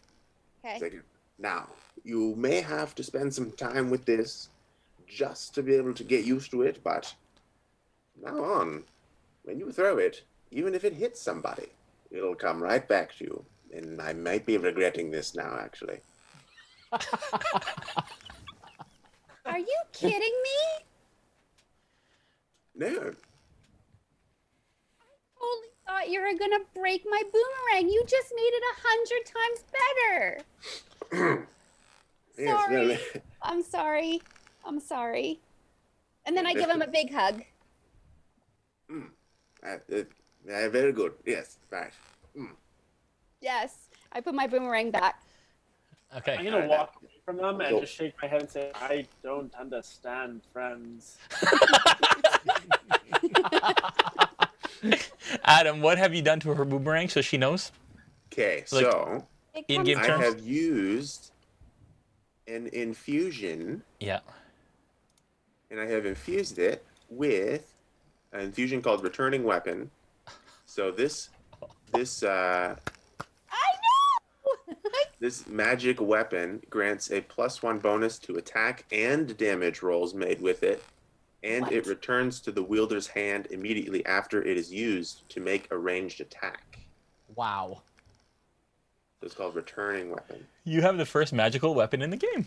Yay! Wow. Holy cow. That's awesome. Amazing.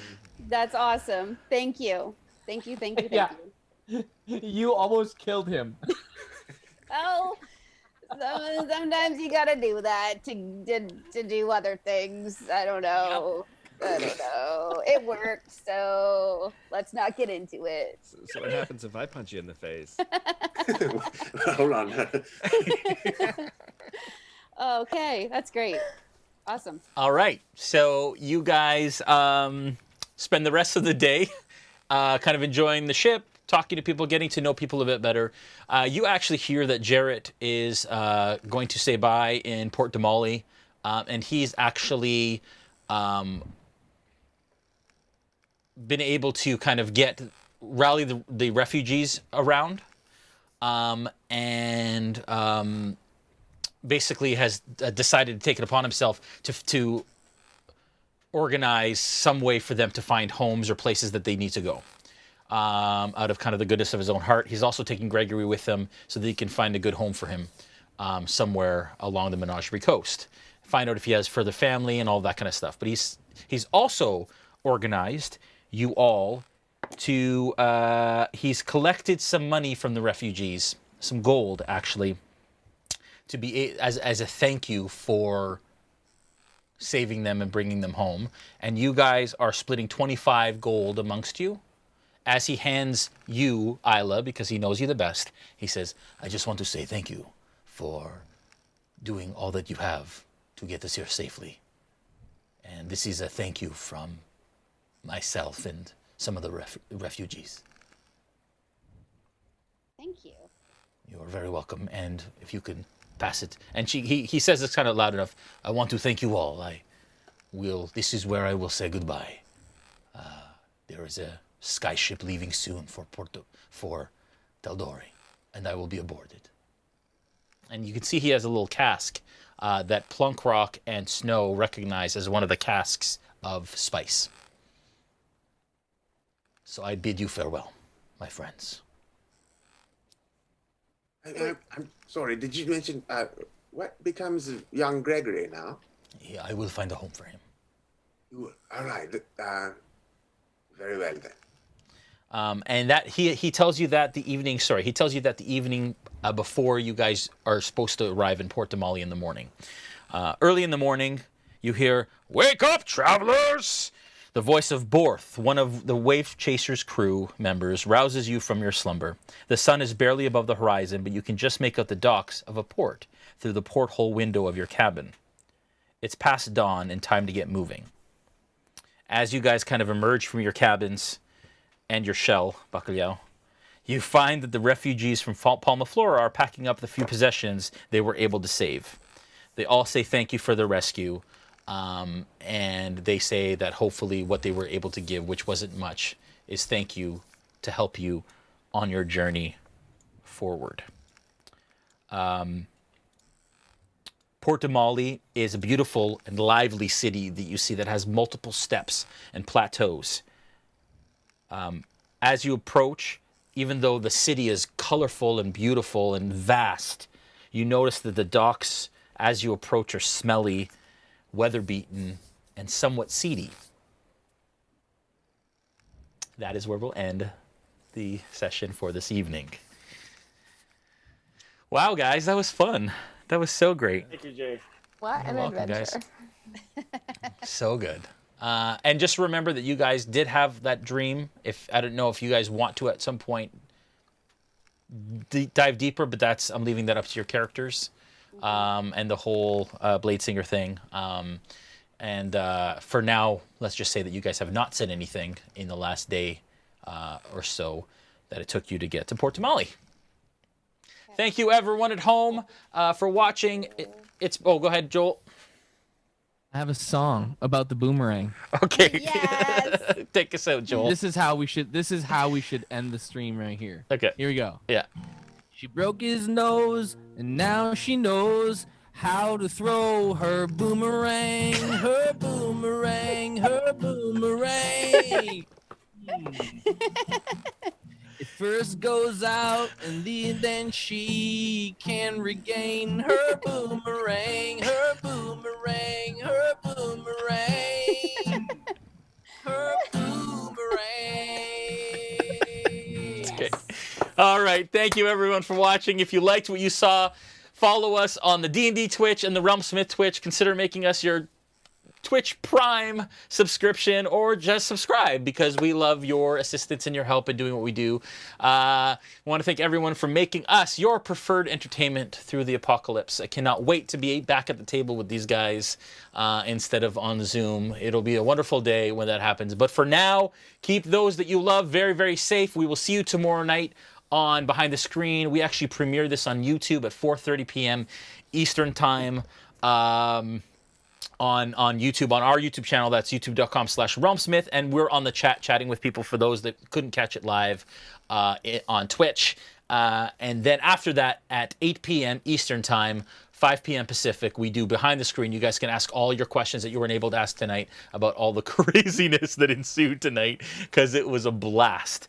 Thank you, guys. Go ahead. This week, I'm going to do the players' table on Thursday night at 8 p.m. Oh, you are? Cool. Okay, so Thursday night, players' table is going to happen. Basically, that's the equivalent of the DM Behind the Screen, but from the player's perspective. That's a new show that Joel wants to do on Thursdays. And so we're super excited about that, and it's going to be awesome. All right, guys, we'll see you tomorrow. Bye!